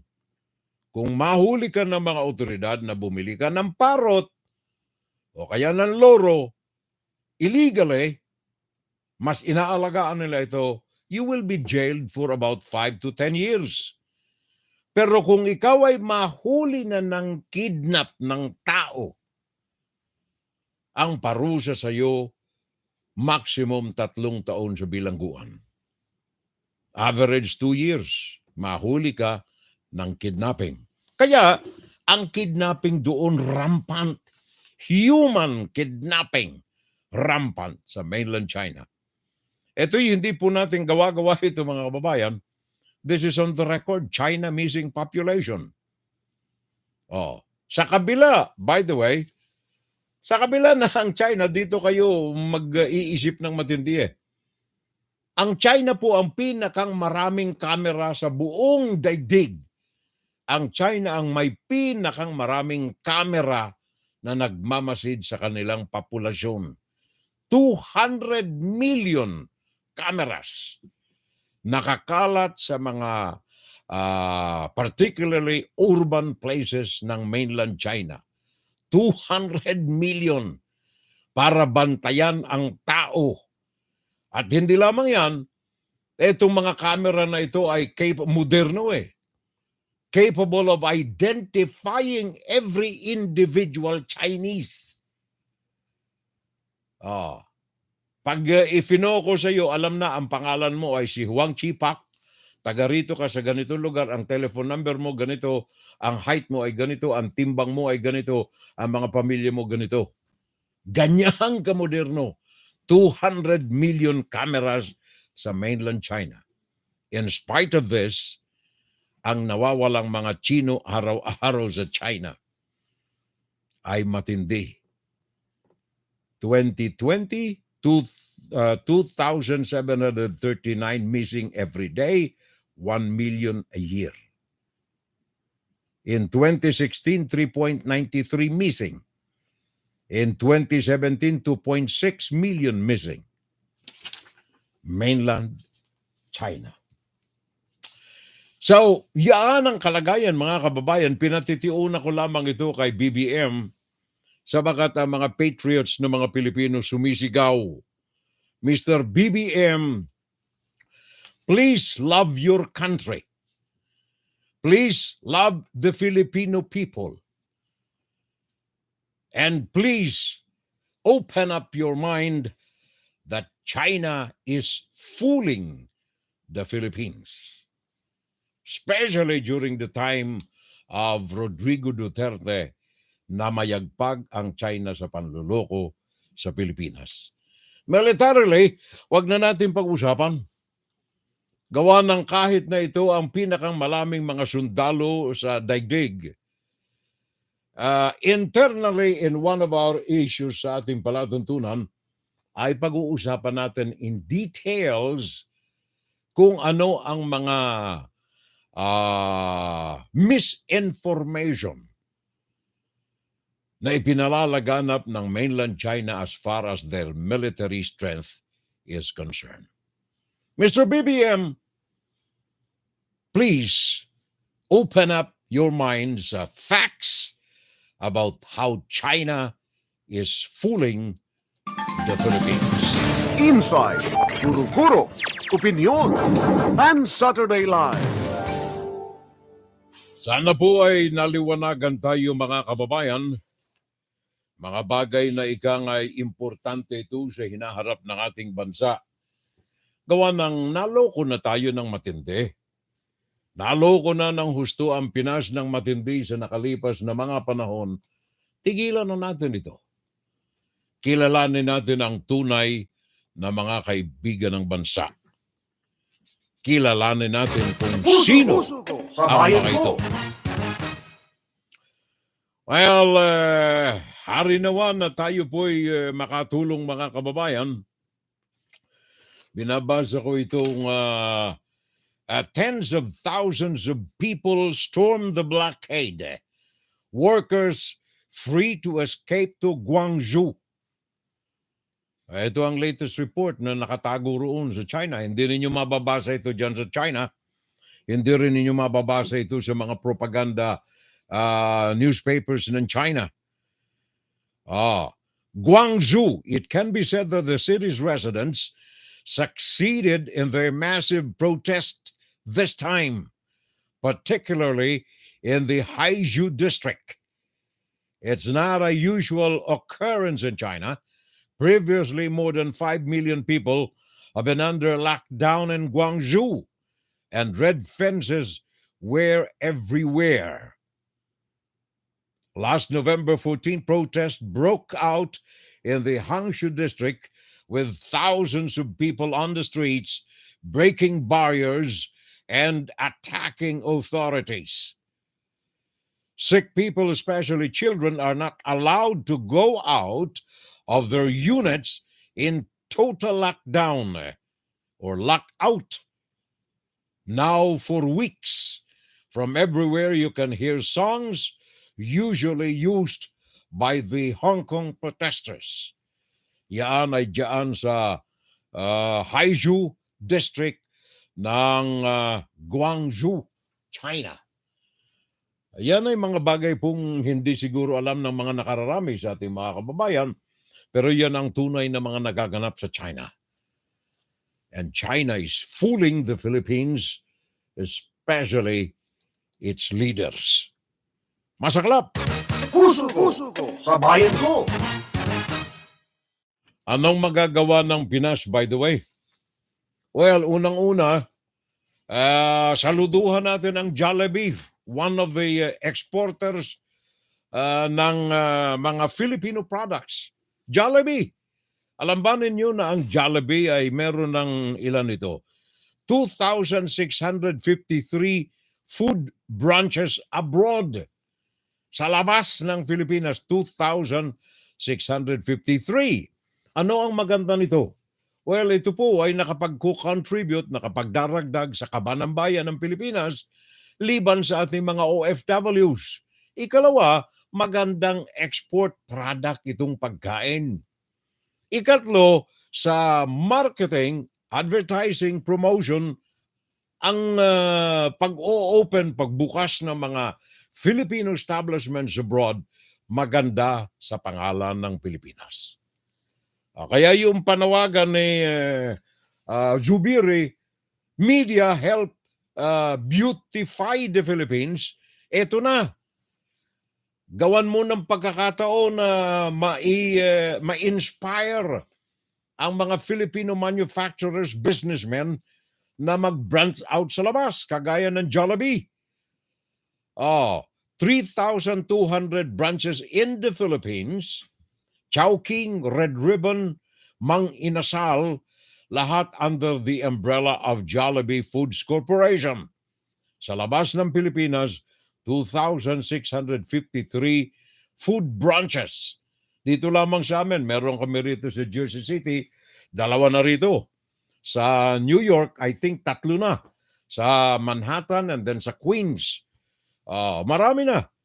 Marami na itong Jollibee. Ganyan ang gayahin natin. Also itong SM, Shumart Investment Corporation, shopping mall. Diyan sa buong daigdig, 5 shopping mall sa buong daigdig ang SM diyan sa Pilipinas. Meron din sila sa China at meron din sila sa iba't ibang panig ng daigdig. SM. Ang mga branches nito, 79 sa Pilipinas, 8 sa mainland China. Ayala Corporation, sa ilalim ng ASEAN renewables. Meron silang real estate, geothermal assets sa Vietnam, sa Indonesia, Australia, India. And then ang International Container Terminal. Pag-aari po ito ng mga Zubel. Ayala Zubel. Ito yung Ayala Corporation, meron sila. And then itong International Container, mga port ito ng mga barko. Ang International Container nasa 20 mga bansa sa daigdig. Kaya yung mga Ayala, mga Zubel, simula pa nung panahon ng mga Kastila, ay talaga namang kahit ang mga ito ay hindi purong Pilipino, pero ang puso at damdamin, investment nito ay malaking naitutulong sa mga dugong mga Pilipino. And then, of course, etong Mega World Alliance Global sa real estate. Ang mga ito ay merong mga sangay sa iba't ibang panig. Britain, for example, dyan sa United Kingdom, naandyan na ang clout ng real estate ng Alliance Global. Dapat ganito Dapat ganito. Nang sa ganun, yung mga OFWs natin ay makauwi na rin ng Pilipinas para ang kayamanan ng mga Pilipino ay hindi po lamang sa kamay ng mga dayuhang mga Pilipino na ginagamit lamang ang kanilang Filipino citizenship upang kamkamin ang yaman ng mga Pilipino. Sad to say, pag diyan kayo sa Metro Manila, akala ninyo yung mga nagtataas sa mga skyscrapers ay dugong Pilipino yan. Nope. Negosyanteng Filipino citizen. Pero dugong mga dayuhan. Yan ang totoo. WFGS Broadcasting worldwide, day and night time. WFGS streaming online, music on the fly, ready online.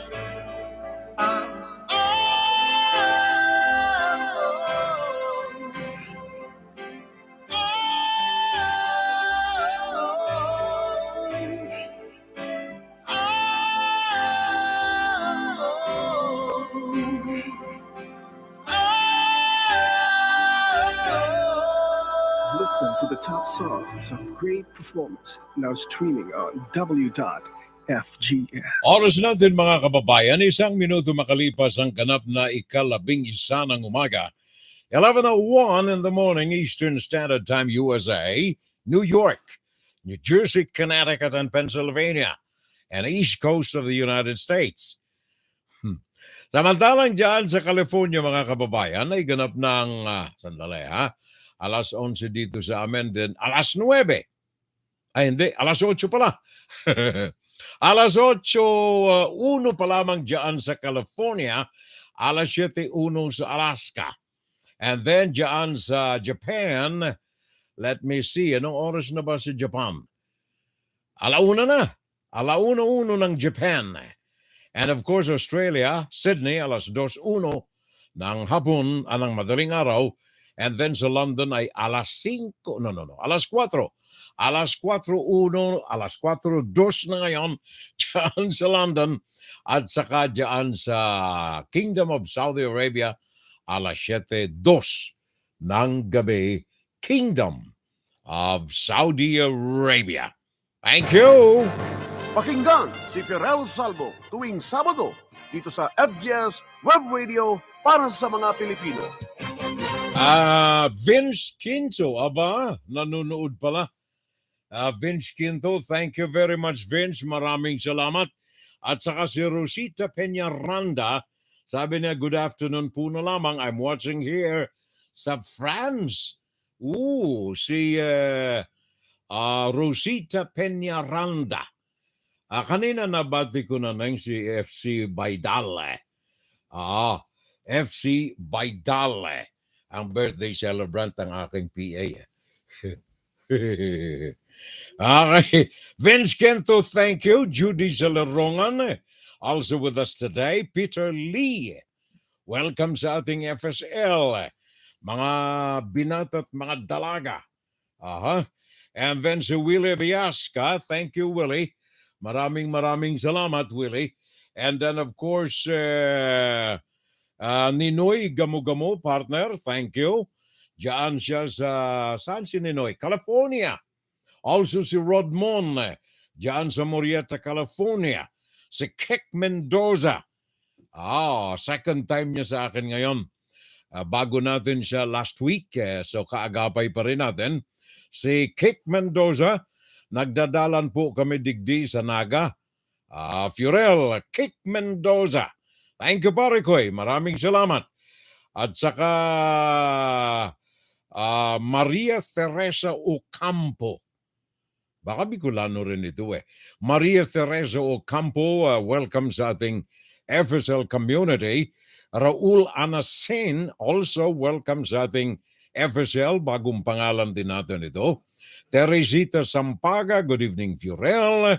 Enrico del Rosario, another brand new name. Thank you. Welcome din sa ating FSL, Enrico del Rosario. And then, of course, si paring Rodi Santos, good morning. I'm watching. Concepcion Esma Constantino, another brand new name sa atin, sa ating FSL, and welcome, Concepcion Esma Constantino. Romeo Abrujina Floria, pare ko. Thank you. Si Concepcion is Esma Constantino, taga saan? Ay, hindi pala, akala ko may nakalagay. But anyway, Adelaida si Pullover Waters, naandyan kaagapay natin siya. Lagi siyang nag-open ng kanyang computer, mga late sa ating oras. Kaya naandyan ngayon, Adelaida, si Pullover Waters. And then Reddy San Miguel. I'm watching Fiorel, and good morning. Feliz Kiopa Sena, also with us today. At saka another brand new name, Dwight Salas. Dwight Salas or Dwight Sales. Thank you very much. Welcome sa ating FSL. And then, May... hirap basahin ang pangalan. I don't know if she is a Filipino, by the way. The name is Megan Dave. Am I pronouncing your first name correctly? Megan Dave Thiaga Theodenthira. I hope I am pronouncing your name. Megan Dave Thiaga Theodenthira. There you are. Welcome sa ating FSL, and I hope you're enjoying the show. Jeff Corumo, also with us today, Jeff. Thank you. Maraming salamat. Bonifacio Año Nuevo. Kung intelligent ka, hindi na raw kailangan ng intelligence fund. Kaya naman daw confidential fund na lamang dahilan sa confident ang mga mandarambong na mga magnanakaw sa kaban ng bayan at ibinubuto pa sila. Yan ang magaling na pahayag ni paring Bonifacio Año Nuevo. Noli Rodriguez, another brand new name. Good evening, Fiorel. Noli Rodriguez from Tondo, Manila. And then another name, brand new one, Hermio Reyes. Thank you, Hermi. Maraming salamat.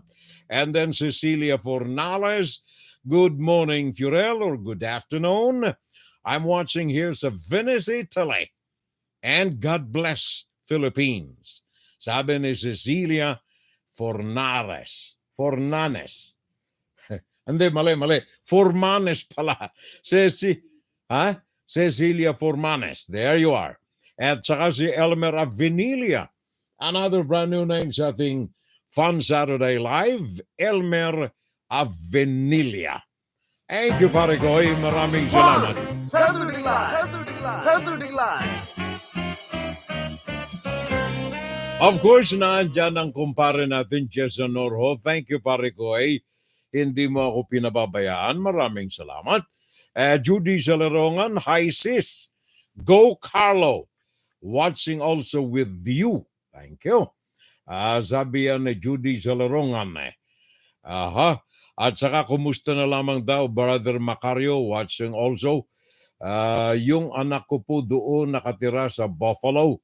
Sabi ni Nixon ng Torres, makapalang snow sa naturang lugar sa Buffalo. Thank you! Maraming salamat! Pakinggan si Pirel Salvo tuwing Sabado dito sa FGS Web Radio para sa mga Pilipino. Ang aming pala ritong county, let me see, ano bang county, hindi ko alam kung, commissioner, there you are.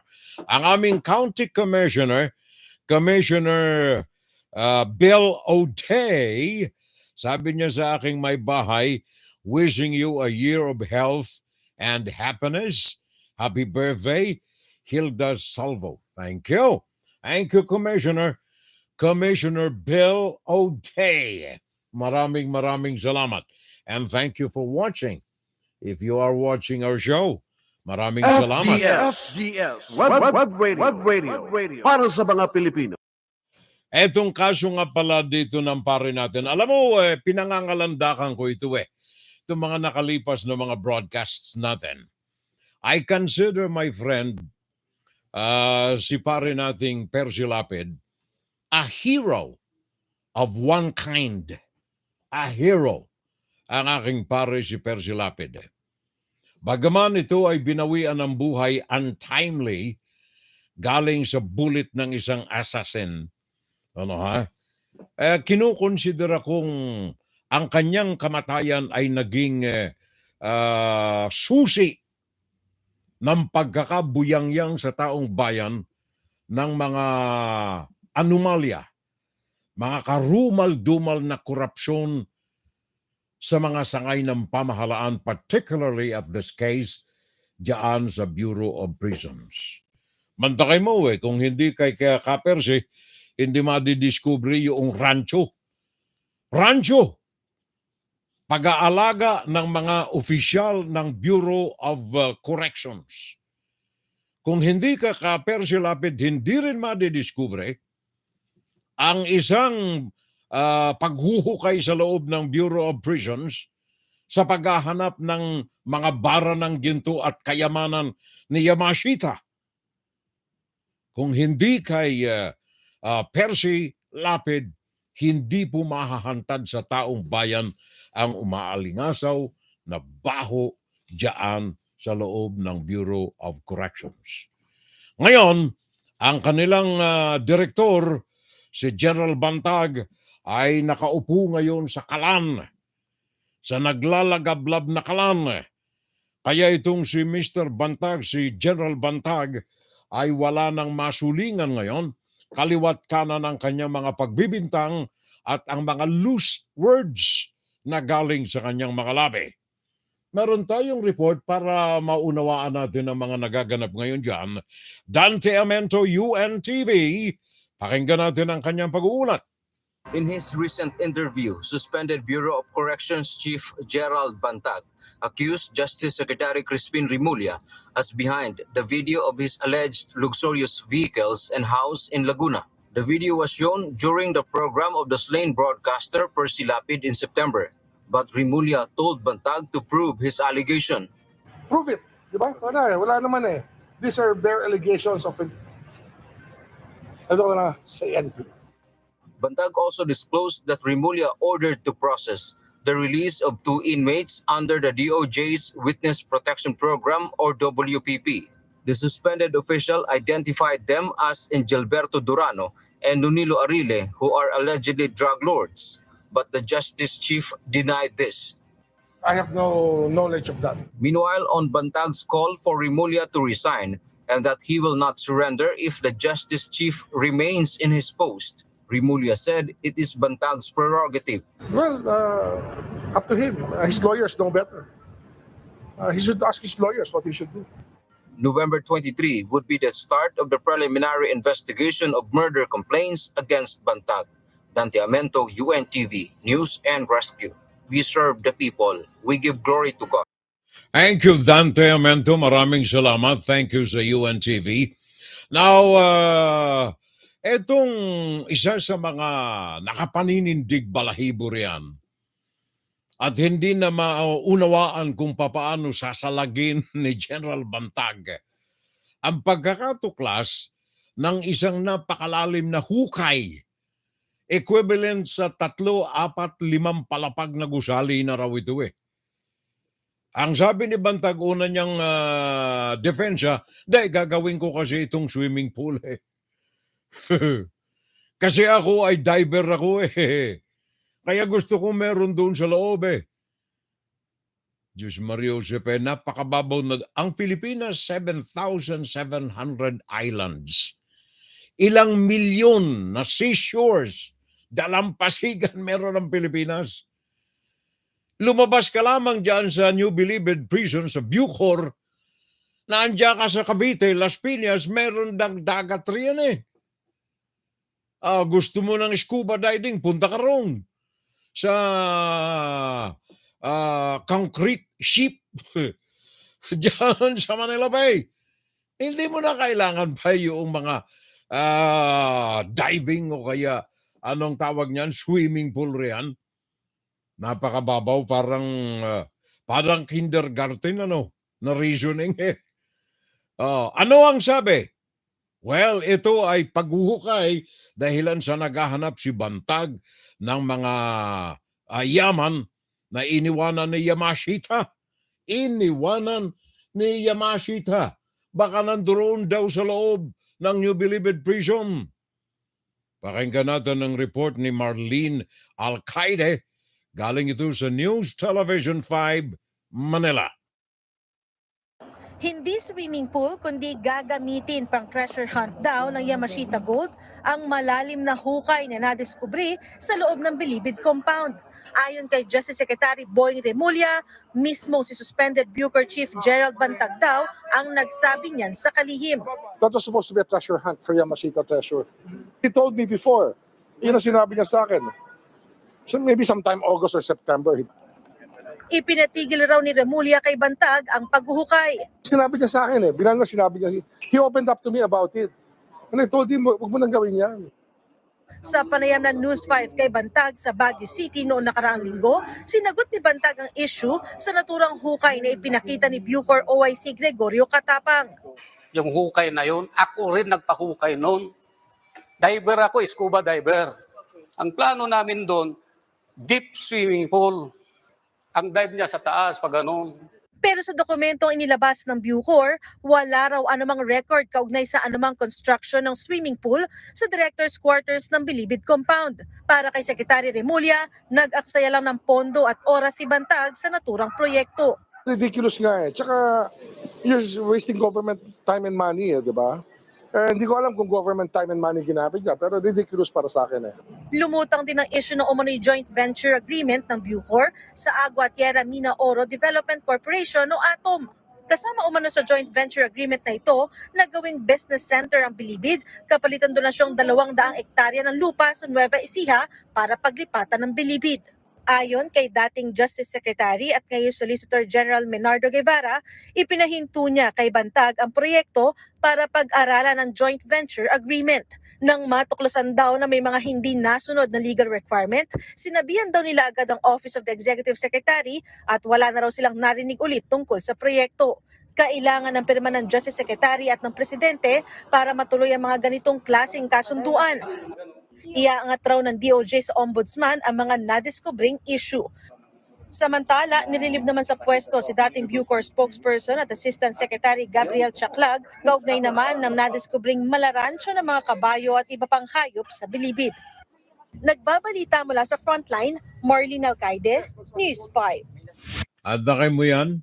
Kung hindi kay paring Percy Lapid, patuloy na mamamayagpag at sumisingaw ang baho riyan sa loob ng Bureau of Corrections. And then, yung ATOM. Matakay mo, binibenta na pala yung Bureau of Corrections sa ATOM Sabi naman ng Atom, hindi naman ho ibinibenta. Ililis lang namin yan. Tatayuan namin ng modernong syudad, ang New Bilibid Prison. Doon na sila sa Nueva Ecija, ang mga preso. Oh, Altakay mo yan, ano ha? Sandra Ginaldo ng ABS-CBN, tingnan natin. Ano ang karagdagang report tungkol dito sa bagay na ito? Para ika nga mas lalong maunawaan natin ang konektado na pagkakabunyag ng mga alingas-ngas sa loob ng Bureau of Corrections. Kahapon, ibinunyag ni Bantag na may joint venture agreement ang Bucor at kumpanyang Agua Tierra Oro Mina Development Corporation o ATOM.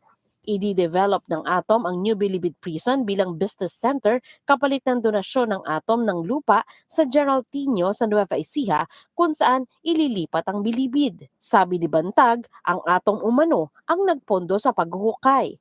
Pero sa eksklusibong panayam ng GMA Integrated News, sabi ng ATOM, hindi bahagi ng kasunduan ng paghuhukay.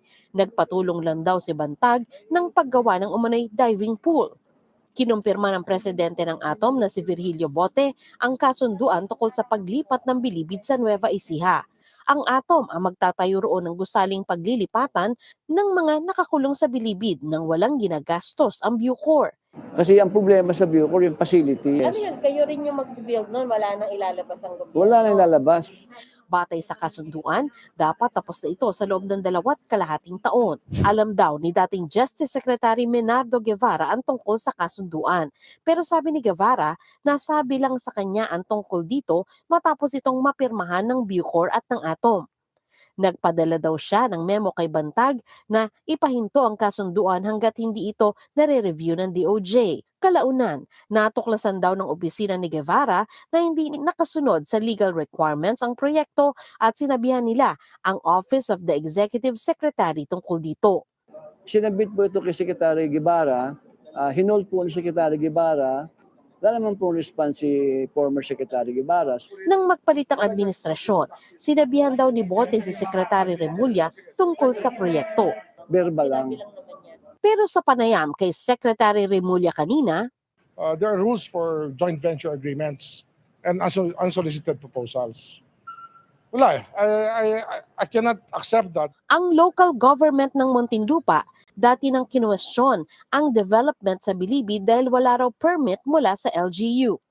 Sa gitna ng mga kontrobersya, minabuti na raw ng ATOM na umatras sa kasunduan kahapon. Sandra Aguinaldo, nagbabalita para sa GMA Integrated News. Thank you very much, Kapersi. Kung hindi sa iyo, hindi mabubuyang-yang itong mga alingasaw na itong grabe na. Diyan sa loob ng Bureau of Corrections. Mantakin mo, mukhang lumalapad ang mga pangalan na nahahantad nandiyan na si Medardo Guevara. Parang aakyat na aakyat, baka umakyat pa ito ng Malacanang. Baka sabihin, hindi, aprobado po ito, alam po ito ni President Duterte. Baka umakyat ng ganyan, ano ha? Sus, patama rin tayo. Parang Jez Honoro, thank you very much. Estrella Villarba. Welcome sa ating Fun Saturday Live. Estrella Villarba. Maraming salamat. Kay Lenny Agbulos Manzano Lavenne. Thank you very much, Lenny. Lenny Agbulos, lagi ako nagkakamali. Lenny Agbulos Manzano Lavenne. Thank you. Maraming salamat. And of course, ang aming ilaw riyan sa aming Alumni Association sa UNC High School Class of 1964. Paring Edward Pimentel. Pare ko, thank you. Salamat sa pag-aalaga mo sa ating alumni. Kung hindi sa iyo, baka hindi na nagkakapehan itong mga kasama natin riyan. Ano? Kami lamang ang malayo Kayaan mo't pag kami naandyan, paring Edward, magkakape tayo. Pichil na kape. Paring Edward Pimentel with us today. And of course, I don't know kung balikbayan na itong mga pare ko at mga mare ko gawa na naglamyarda ito sa Europe eh. Pumunta ng Spain, pumunta ng Greece, pumunta ng Italy, pumunta ng Roma, kung saan-saan eh.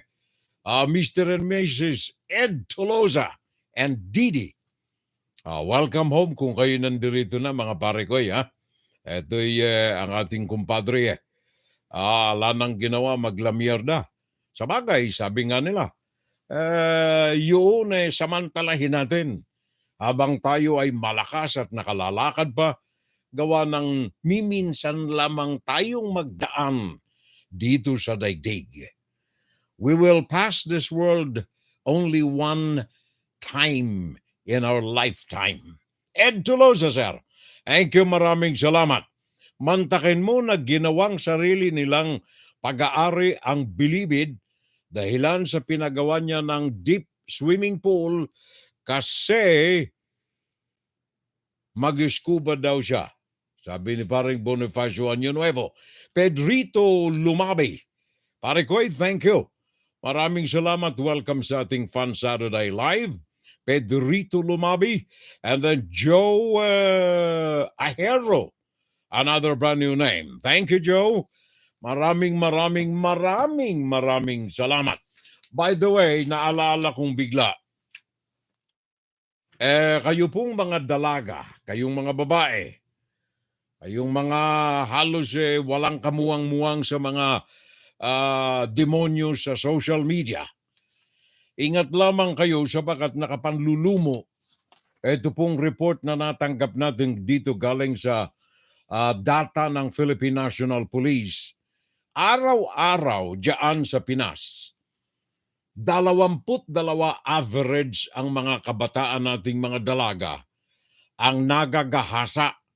Simula lamang nang pumasok ang taon na ito, January 1, 22 cases of rape every day, averaging diyan sa Pilipinas.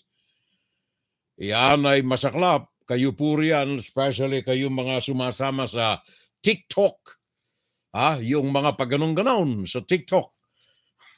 Paano ba yun? May pagganon-ganon eh. Ayaw mga sumasama riyan sa TikTok at halos wala ng mga saplot.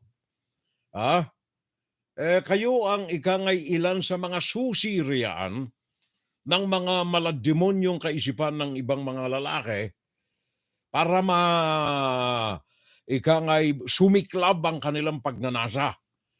Kaya kayong mga kadalagahan natin, especially kung kayong mga nasa teenage life pa lamang, wala pa kayong kaalam-alam, ang akala ninyo nasa ikangay katuwaan lamang ito mag-TikTok tayo. Pakinding-kinding, may paganyan-ganyan, di ba? Yun hong mga yan ay nakakademonyo sa ilan. 22 rape cases every day. Pakinggan natin itong report ni parang June Veneracion ng GMA. Asan si June? Mahigit 3 dekada na ang lumipas, pero parang kahapon lang nangyari ang mapait na karanasan ng rape victim na itatago namin sa pangalang Bella. Ang nanggahasa, kapatid daw ng kanyang ina. Ang mas masaklap, hindi lang pala siya ang naging biktima. Kahit po yung mga nakababatang kapatid ko. Hindi raw sana naging biktima ang 3 niyang nakababatang kapatid kung pinakinggan lang daw sana ng ina ang sumbong ni Bella. Matagal na raw sumakabilang buhay ang kanyang tiyuhin, pero buhay na buhay pa rin daw ang bangungot na iniwan ito sa kanila. Ang mapait na katotohanan, sabi ng registered psychologist na si Dr. Lilian Gee, marami raw sa mga sangkot sa panggagahasa ay mismong ama, tiyuhin, o iba pang kamag-anak ng mga biktima. I have also worked with perpetrators. They feel no guilt. Kasi sa tingin nila, ito ay tama, ito ang dapat masunod. Ako ang padre de pamilya. Sa datos ng Police Regional Office 11, 413 ang rape cases mula Enero hanggang Nobyembre. Nanguna ang Davao City sa merong 123 cases. Sa nasabing bilang, 94 ang mga minor de edad na biktima. 90% daw ng mga rape cases ang nangyari sa loob ng tahanan kung saan mismong kadugo ang sangkot. Ang magandang indication ho nito is that naglakas ng loob na ang ating mga rape victims to report the matter. Sa datos na nakalap ng GMA News Research, nasa 22 ang daily average ng mga rape cases mula January hanggang November 13 ngayong taon. Napakarami pa rin ang kabuang bilang na 7,197. Pinakahuli sa mga kaso ng panggagahasa ang nangyari sa Davao Occidental, kung saan isang 9 anyos na bata ang ginahasa at pinatay. Naaresto ang suspect na tiyuhin pala ng biktima. Para sa GMA Integrated News, June Veneracion, nakatutok, 24 oras. Kaya sabi ko na nga, ingat kayo mga kababayan. It's okay na makapagkatuwaan tayo riyan sa mga social media. Diyan sa mga pa-TikTok na yan, ano ha? Ako'y natatawa rin sa mga jokes na nandyan, pero ika nga'y ilimita natin yung exposure na indecent para hindi tayo nakararahuyo ng tukso sa iba. Ang DOJ ay parang Ferris wheel. Yun bang tsubibo na pinaiikot-ikot lamang ng taong bayan para sarili nilang interes at kinasasadlakan at iniiwas ang kasalukuyang mga isyu katulad ng mga nadiskubre dyan sa Bureau of Corrections. Sabi yan ni pare natin, Bonifacio Año Nuevo. There you are. Paalala lamang natin yan mga kapitbahay. At nga pala munti ko nang makaligtaan Sandali lamang. Yung mga celebrants nga pala natin happy birthday muna sa kanila. Bago natin bigyan pa ang ating mga breaking news worldwide. Wow, celebrate! We've been waiting all year to celebrate with you. That day is finally here, and so we sing for you. Ooh, wow, celebrate! Happy birthday na lamang sa mga celebrants natin noong araw ng Miyerkules, Nobyembre 16, Walden Cabiles, Bert Abiera, Lenlen, Jean Salvo Enriquez, at saka Geraldine Agua. Sila mga may kaarawan nung nakalipas na buwan ng Miyerkules, Nobyembre 16. And then Huwebes naman, Nobyembre 17, si Ian Joshua Arcelo Monteroyo, Romeo Aloza, George Glus, Capis, Stan Shine. And then ang yumao nating kaibigan, may-ari ng Filipino Express, Lito Gahilan, nagdiwan ng kanyang kaarawan doon sa second floor nung araw ng Huwebes, Nobyembre 17. And then George Cope Sanda at saka si Nonoy. O kaya nandyan si Joe G.E. Birthday ni Nonoy Rafael nitong nakalipas na Nobyembre 17. There you are. Ang pagbati galing sa kanyang may bahay kay Joji, and of course galing na rin pare ko sa akin. Belated birthday greetings sa ating pare, Engineer Nonoy Rafael, last Thursday.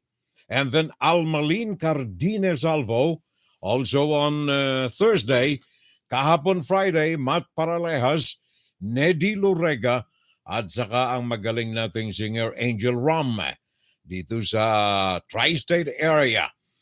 Ngayong araw na ito, ang mga celebrants natin, Christy Tuto Agringab Salvo, Aristotle Manuel, Jose Meliapre Bizana, Amelia Roman, Jonel Tumang, Marife Salvo, Sara Leroy Javier, meron pa, sandali ha? Hirap namang... Ayan, meron pa pala. Johnny Salvo, Mini Joe Ranyola Duran, and then Cecil Platino. Ngayong araw na ito ng Sabado, November 19. At saka isang nangalang Hilda Pante Salvo.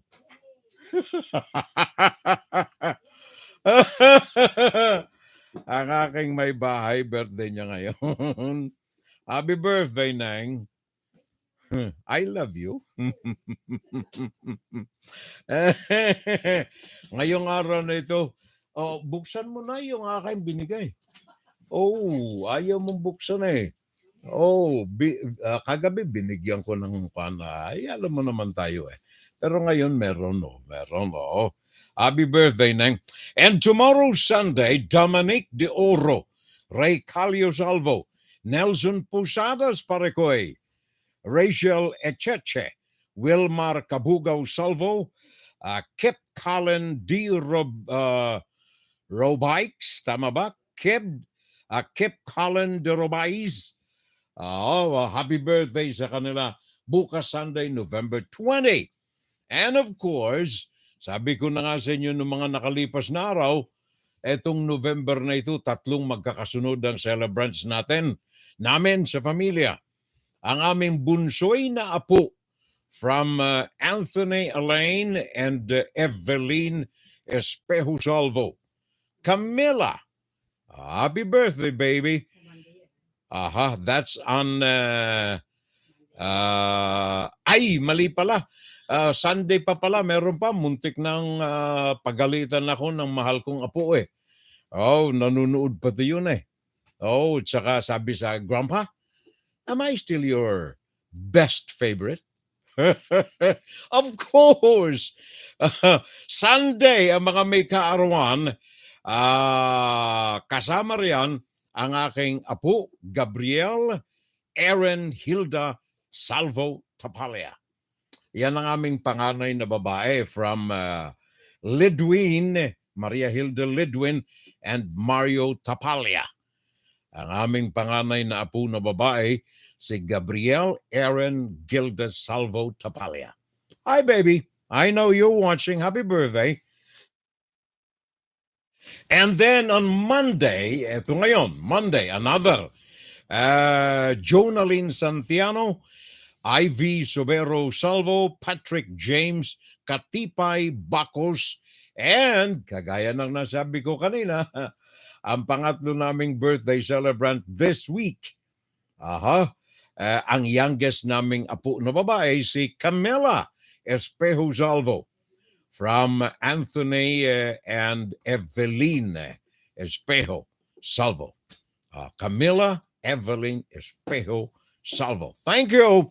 Maraming salamat. And I hope you're also, I know. Yep, my babies are watching today.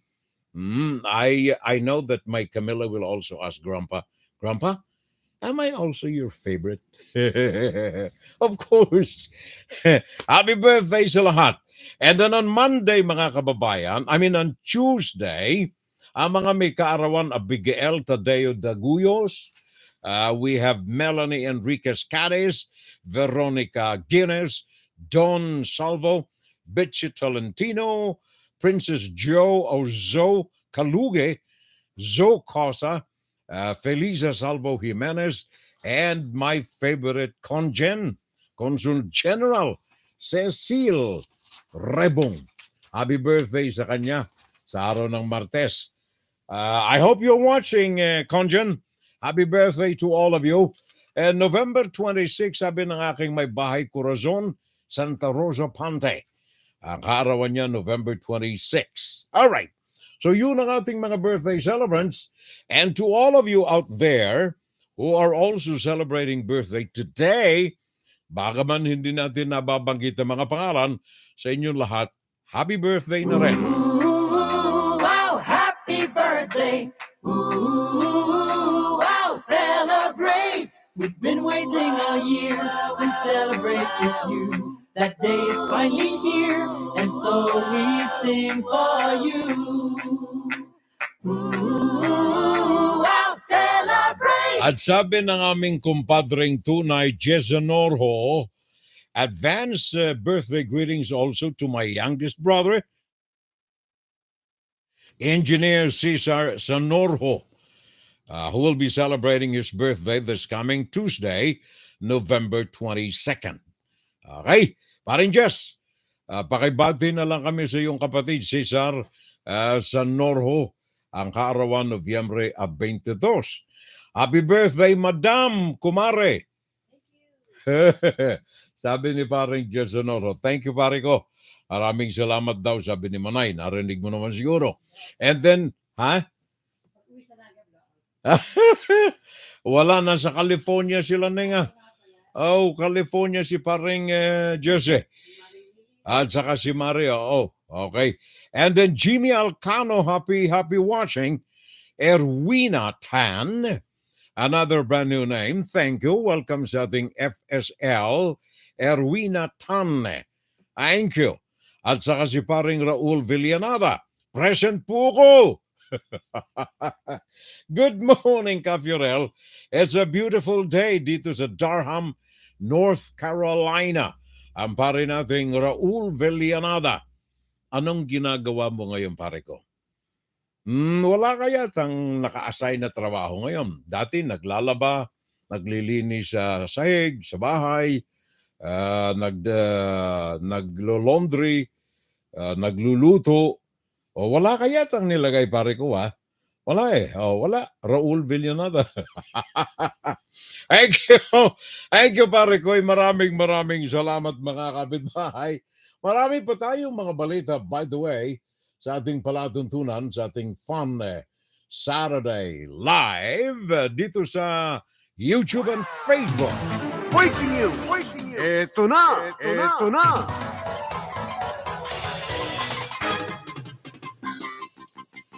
Well, ang Russia ay walang humpay ngayon sa kanilang act of terrorism sa bansa ng Ukraine. At tunayan ang mga target ng Russia ngayon ay mga civilian facilities, kagaya ng mga electric grid at iba pa. Currently, more than 10 million Ukrainians are without electricity. Ito ay ayon kay Volodymyr Zelensky sa kanyang pagharap sa media. That constitutes almost quarter of pre-war population ng Ukraine. Meron tayong report galing sa DW News na nakabase doon sa Kiev ang kanilang correspondent. Ito ang official broadcast company ng Germany. Pakinggan natin ang pag-uulat na ito na may kugnayan diyan sa patuloy na terorismo na ginagawa ng Russia diyan sa Ukraine. Well, Russia has launched another wave of missile attacks across Ukraine, killing at least 7 people and injuring many more. Kyiv says the strikes were mainly directed at power and heating facilities. That with winter arriving, as much of the nation sees its first significant snowfall. President Volodymyr Zelensky says more than 10 million Ukrainians are currently without electricity. I'd like to get straight across to DW's correspondent Jan Philip Schultz, joining me now from Kyiv. The grid is still running on less than half of the normal capacity. I'm in a privileged situation, of course, here in the hotel. We have a generator, but a lot of most Ukrainians, of course, don't have this kind of luxury at home. And a big problem is that electricity means much more than light. It can affect a lot of vital services like running water, and especially now, of course, that the winter sets in, heating is the biggest problem. A lot of Ukrainians rely on electricity for heating their homes.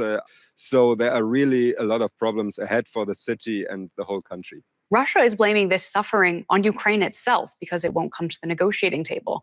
At this stage in the war, do you see any indication that people there in Ukraine would be interested in peace talks?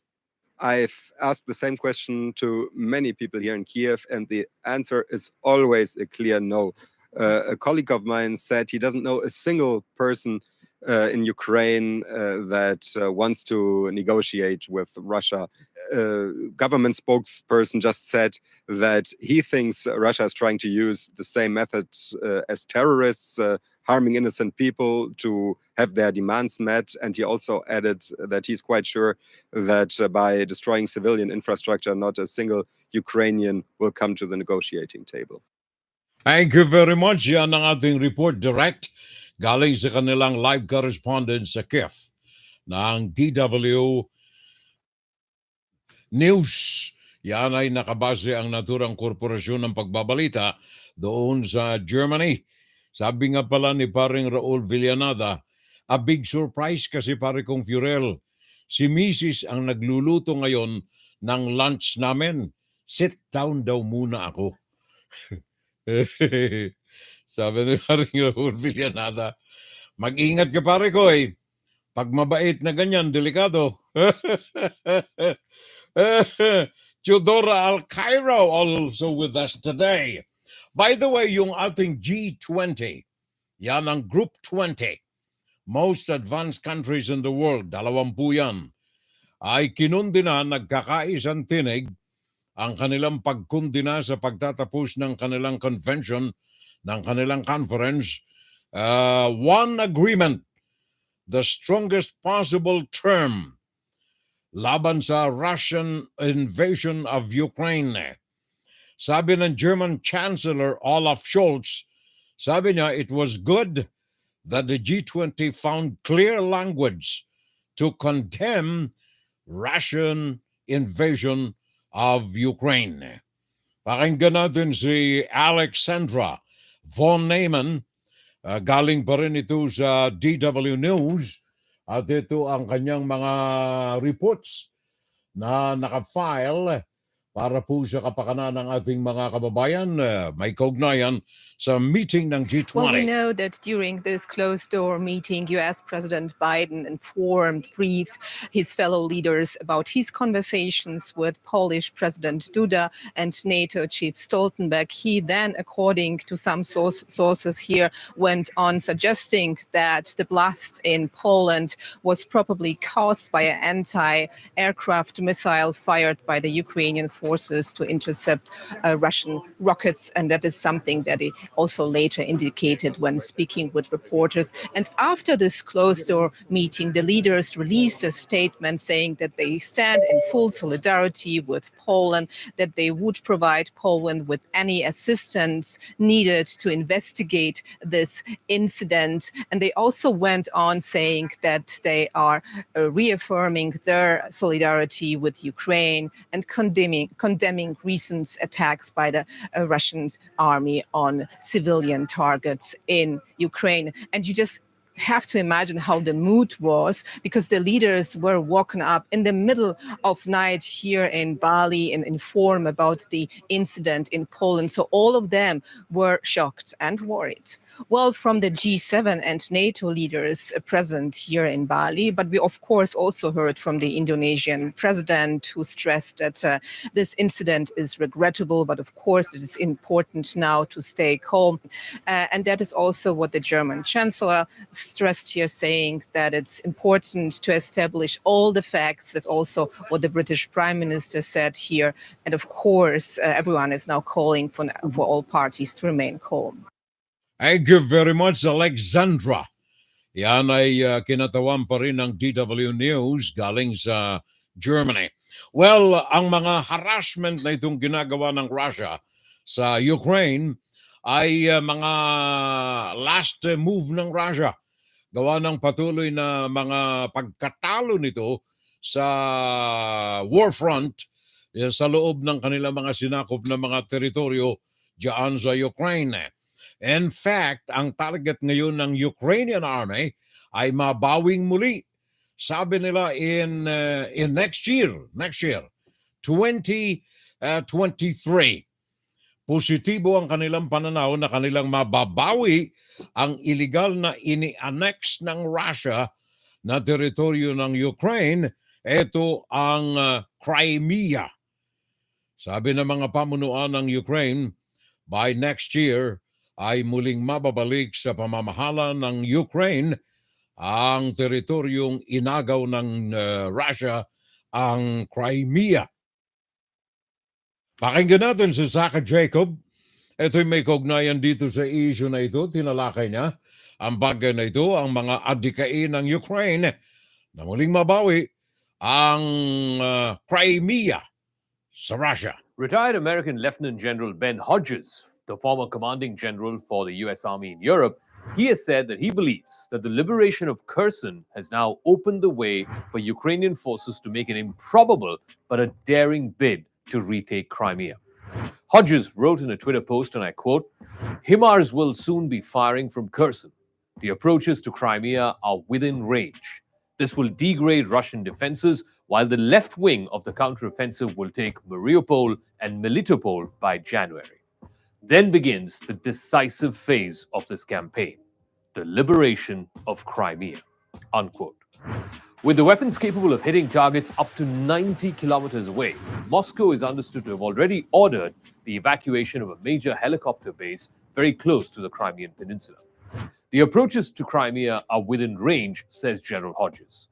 The US supply of HIMARS, which are high-mobility artillery rocket systems, along with British, German, and French precision systems, has been crucial in the battle for Kherson.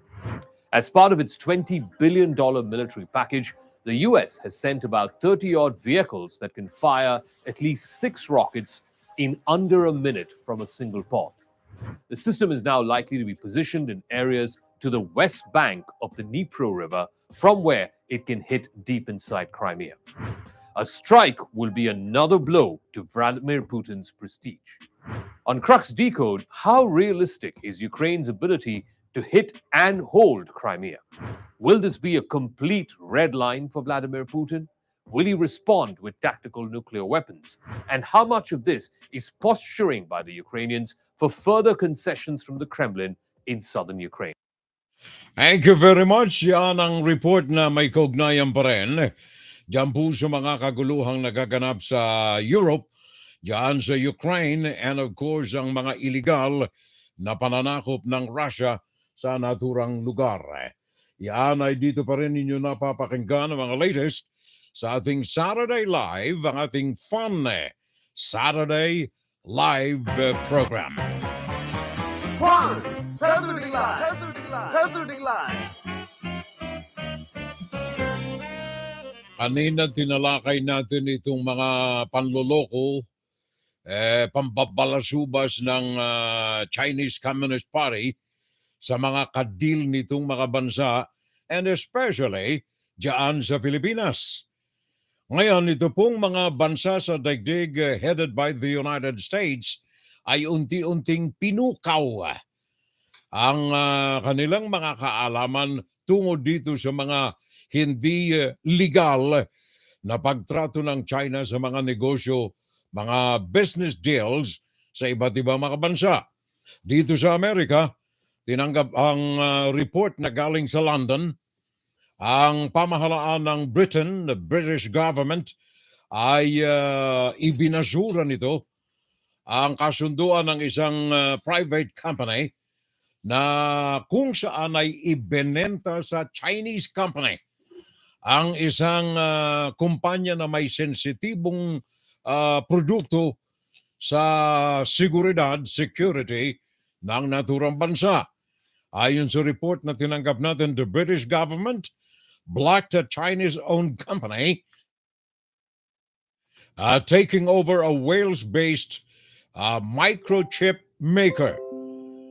Ayon sa British government, it is a risk of national security. Ito ay ang kumpanya na ng Nexperia, isang company na gumagawa ng mga chips na nakabase sa Netherlands. Ito ay binili na ng Communist China sa magitan ng private corporation ito, at ito ay nais na ipagpatuloy ang operasyon sa Britanya. Sabi ng British government, nope, kailangan bawiin ang kapital ng China kung gusto ninyong ituloy ang operasyon ng Nexperia diyan sa loob ng UK o kaya United Kingdom. Meron tayong report galing dito kay Adele Robinson ng Sky News. Galing ito diyan sa Australia. And here is, pakinggan po natin ang kanyang What's made pag-uulat. here in Newport reaches every corner of our lives. But Britain's largest microchip factory's future is now uncertain after the UK government ordered its Chinese owners to sell up due to national security. Last year, Newport wafer fab was taken over by Nexperia. This summer, that deal was reviewed, now overruled. Chinese-UK relations have changed dramatically since David Cameron had a pint with President Xi Jinping in a pub, now more suspicious than ever. The UK government's become concerned that by allowing a Chinese-owned company to take over this factory, they're effectively selling off a prized asset overseas at a time when there's a global shortage of what they make here, silicon chips, a mix of national security worries and economic ones too, because this is the tech our future is made of. The decision to force out China likely influenced by politicians fearing the consequences of the country's access to technology here. China poses a systemic threat to us, and the one thing that they are desperate to get hold of is the technology around microprocessors on which everything else relies. So if we allow them to do that and catch up with the rest of us in the West, then there's no telling the damage that they could do. Nexperia will appeal to allay national security fears, but with repercussions stretching far beyond Wales, there could be a fierce battle ahead. Adele Robinson, Sky News, Newport. Thank you very much, Adele Robinson. Thank you so much. By the way, naalala ninyo may ilang linggo nang nakalilipas nang mahantad sa publiko ang police operations, police headquarters ng PLA, People's Liberation Army, sa iba't ibang panig ng daigdig. Diyan kaya sa Pilipinas, nakatago kaya ang police station ng PLA o katulong ng PNP natin diyan sa Pinas? Nagtatanong lamang kami.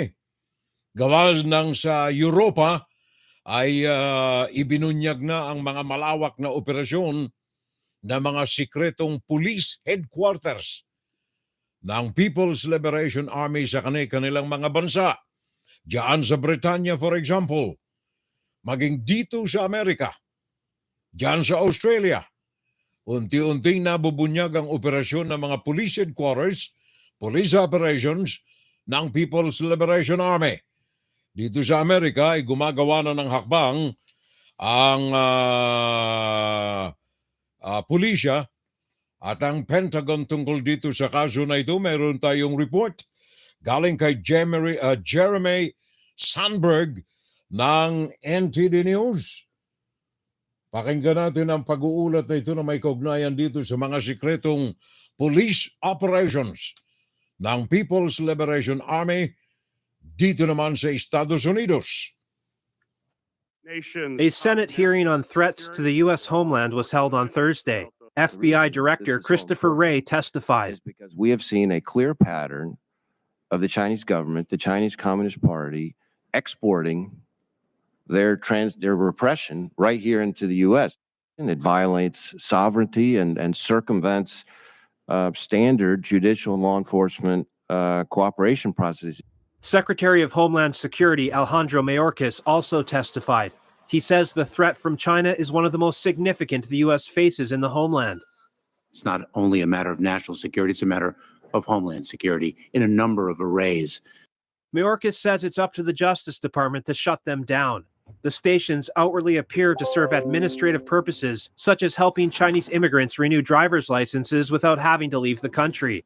But in effect, they act as overseas police stations for the CCP. Wray says the Chinese regime hires private investigators in the U.S. to be their agents and conduct some of this work.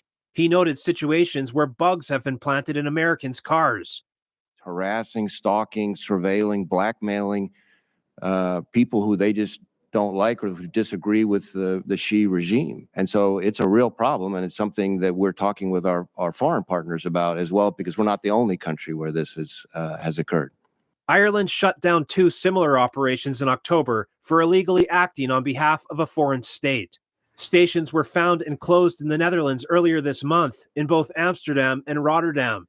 Officials accused them of conducting Beijing's campaign to repatriate critics of the regime back to China to be imprisoned. I'm deeply concerned about this, and I'm not going to just let it lie. Wray encouraged Chinese Americans and dissidents to report any incidents of being targeted to the FBI. Jeremy Sandberg, NTD News. Thank you very much, Jeremy. Kaya sabi ni Director Wray, kung meron kayong mga nalalaman riyan, if you see something, say something. Especially yung mga immigrants na mga Chinese na minamanmana ng PLA dito sa Amerika, Naadikain na sila'y hulihin at ipabalik puwersahan sa mainland China. If you know something, if you see something, say something. Paring Rudy Taparo. Bagong pangalan natin ito dito sa ating Fun Saturday Live. Welcome sa ating FSL, Rudy Taparo. Also, John Torres Bocobo. Sabi ni Happy Saturday. Bagong pangalan din natin ito, John Torres Bocobo. Thank you, maraming salamat. Maraming salamat. And then, sabi niya nga pala, I'm watching Furel. Go to go, bro. Ano ito? Kala ko got to go. Pare ko, okay lang. Ayos ka na, pare ko eh. Good night, June de Valencia. Until then daw, sabi niya. Okay. Maraming salamat at saka uli, happy birthday daw sa aking madam. Thank you, Nang. Thank you, Junde. Tony Ahero, thank you, pare ko. Maraming salamat. Bureau of Corrections, pero hindi na itama ang mga mali sa kulungan. Mas lalo pang lumabag sila sa batas. Ay, misnomer nga ito eh. Bureau of Corrections, ha? Pero naandyan ang mga criminal syndicates na lumago nitong nakalipas na panahon sa ilalim ng administrasyon ni President Rodrigo Duterte. Teodora Alcairo, thank you very much. Maraming salamat sa lahat ng mga umaalalay sa atin. Oh, by the way, naalala ko pa rin, Jundi. Naalala ko lamang. Alam mo kung ang mga fake na mga products na bibili natin galing sa China, ang mga genuine na mga discoveries of most of our modern equipment, modern technology, galing lahat halos yan dito sa Amerika. Maniwala kayo sa hindi. Yung mga galing sa China, kinopya yan eh. Clone, illegally copied, etc. Ngayon, dito sa California, etong maganda. Lalo na sa atin ng mga medyo hindi na bata, mga pare ko paring Jundi, paring Jess. Yung mga researchers na mga Amerikano, meron ngayong very promising discovery, lalo na sa atin ng mga tumatanda, na medyo maantala, madelay, mapigilan ang pagpatong ng kulubot sa ating mukha at sa ating katawan. Not necessarily reverse aging, but at least to minimize and control aging. Sabi nitong mga researchers na taga-California, ang resulta nila is remarkably promising. Paano tayo hindi tatanda ng mabilis? Pakinggan natin itong report na ito.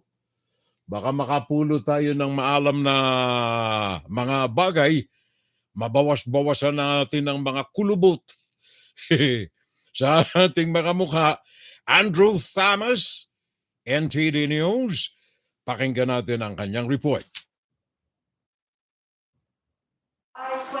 For these older residents in the San Francisco Bay Area, playing bingo and stretching is a good way to keep their bodies and minds in shape. I knew science could develop something where I could keep my memory and physical ability till the day I died. I'd be happy with that one. In California, there's a boom of anti-aging research in biotech. With age comes a weakened immune system, inflammations, cognitive and neurosensory decline, as well as bone and muscle loss. Professor Steve Horvath is a human geneticist at the University of California. Aging is not the same as rust accumulating on a car. It's not just breakdown, but rather there are processes that can be manipulated. You can tweak it. Horvath is one of many academics joining biotech companies to work in this field. One of them is BioAge. The firm says it's using computers to find the common denominator among blood and tissue samples from people who lived long and healthy lives. There's a protein called apelin that circulates in your blood. And we saw that people, middle-aged people, with higher levels of apelin in their blood were living longer, with better muscle function and better cognitive function as they age. BioAge's drug is currently undergoing human clinical trials. Andrew Thomas, NTD News. Thank you very much, Andrew. Maraming salamat ng aking kaibigan Raul Villanada. Naka-on din ang kanyang YouTube monitoring eh. Kaya sabi niya, Furel, ano ito, it's a beautiful day in Durham, North Carolina. Hindi ko na mabasa. Ano ito?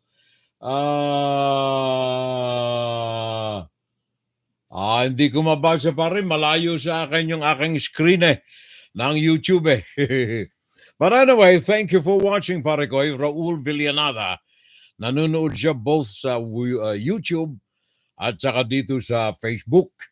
Also, kaagapay natin dito sa Facebook si, ano ito? Le C. Parang New York, NY Le NYC, Lenny C. There you are. Thank you very much. And then Jacqueline Formalejo Regidor. Maraming salamat. Ang mga ito ay mga bagong pangalan natin dito sa ating Fun Saturday Live. Also, Rudy Taparo. Another brand new name. Thank you. At saka si John Torres Bucobo. Sabi ni Happy Saturday at hello na lamang. John Torres Bucobo, I am watching. Sabi niya. Thank you. Maraming salamat. Itong aking birthday celebrant. Buti nakahalalay sa atin Sabi nga pala ni paring Raul Villanada, hello Furel. It's a beautiful day sa Durham, North Carolina. It's a good time for Fun Saturday Live. Time for potted plants na ipasok na indoors para sa winter temperatures. Sabi ni Mrs. Yes. Meron na siyang kaalyado May kaalyado siya. Kasi gustong gawin ng Mrs. ko, naggubat na muli itong aming bahay sa loob.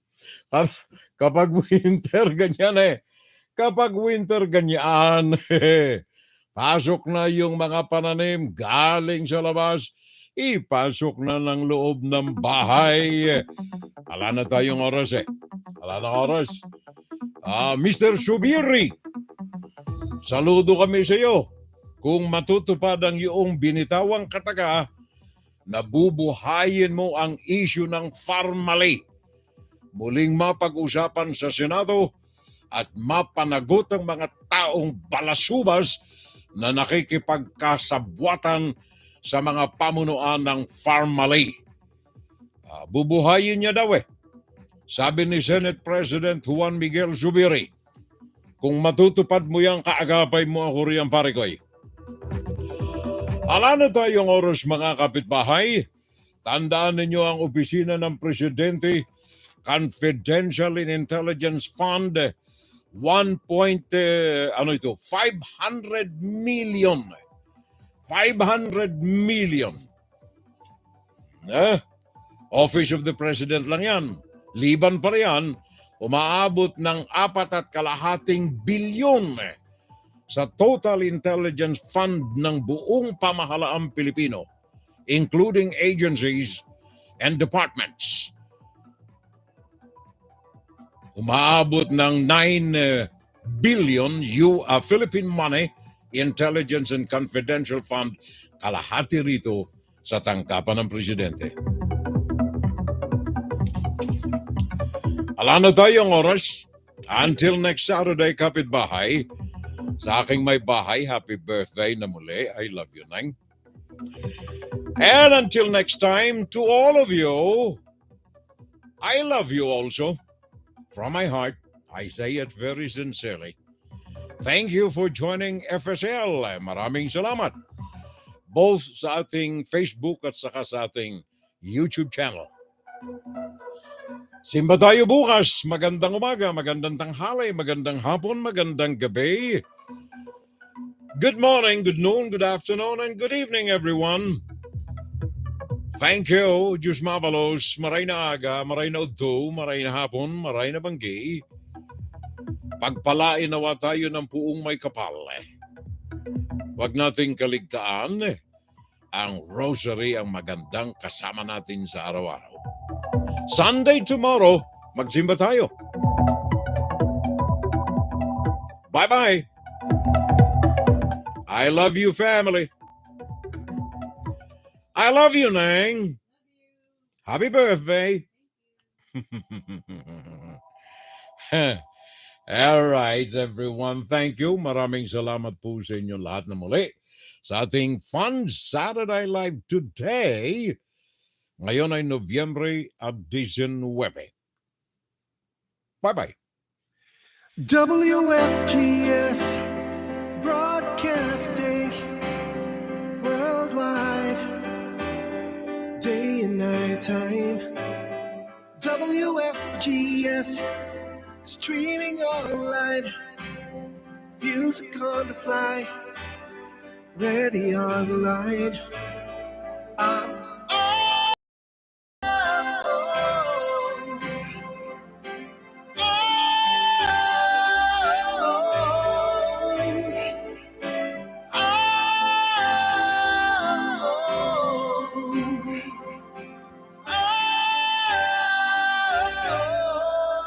Listen to the top songs of great performance now streaming on W.FGS.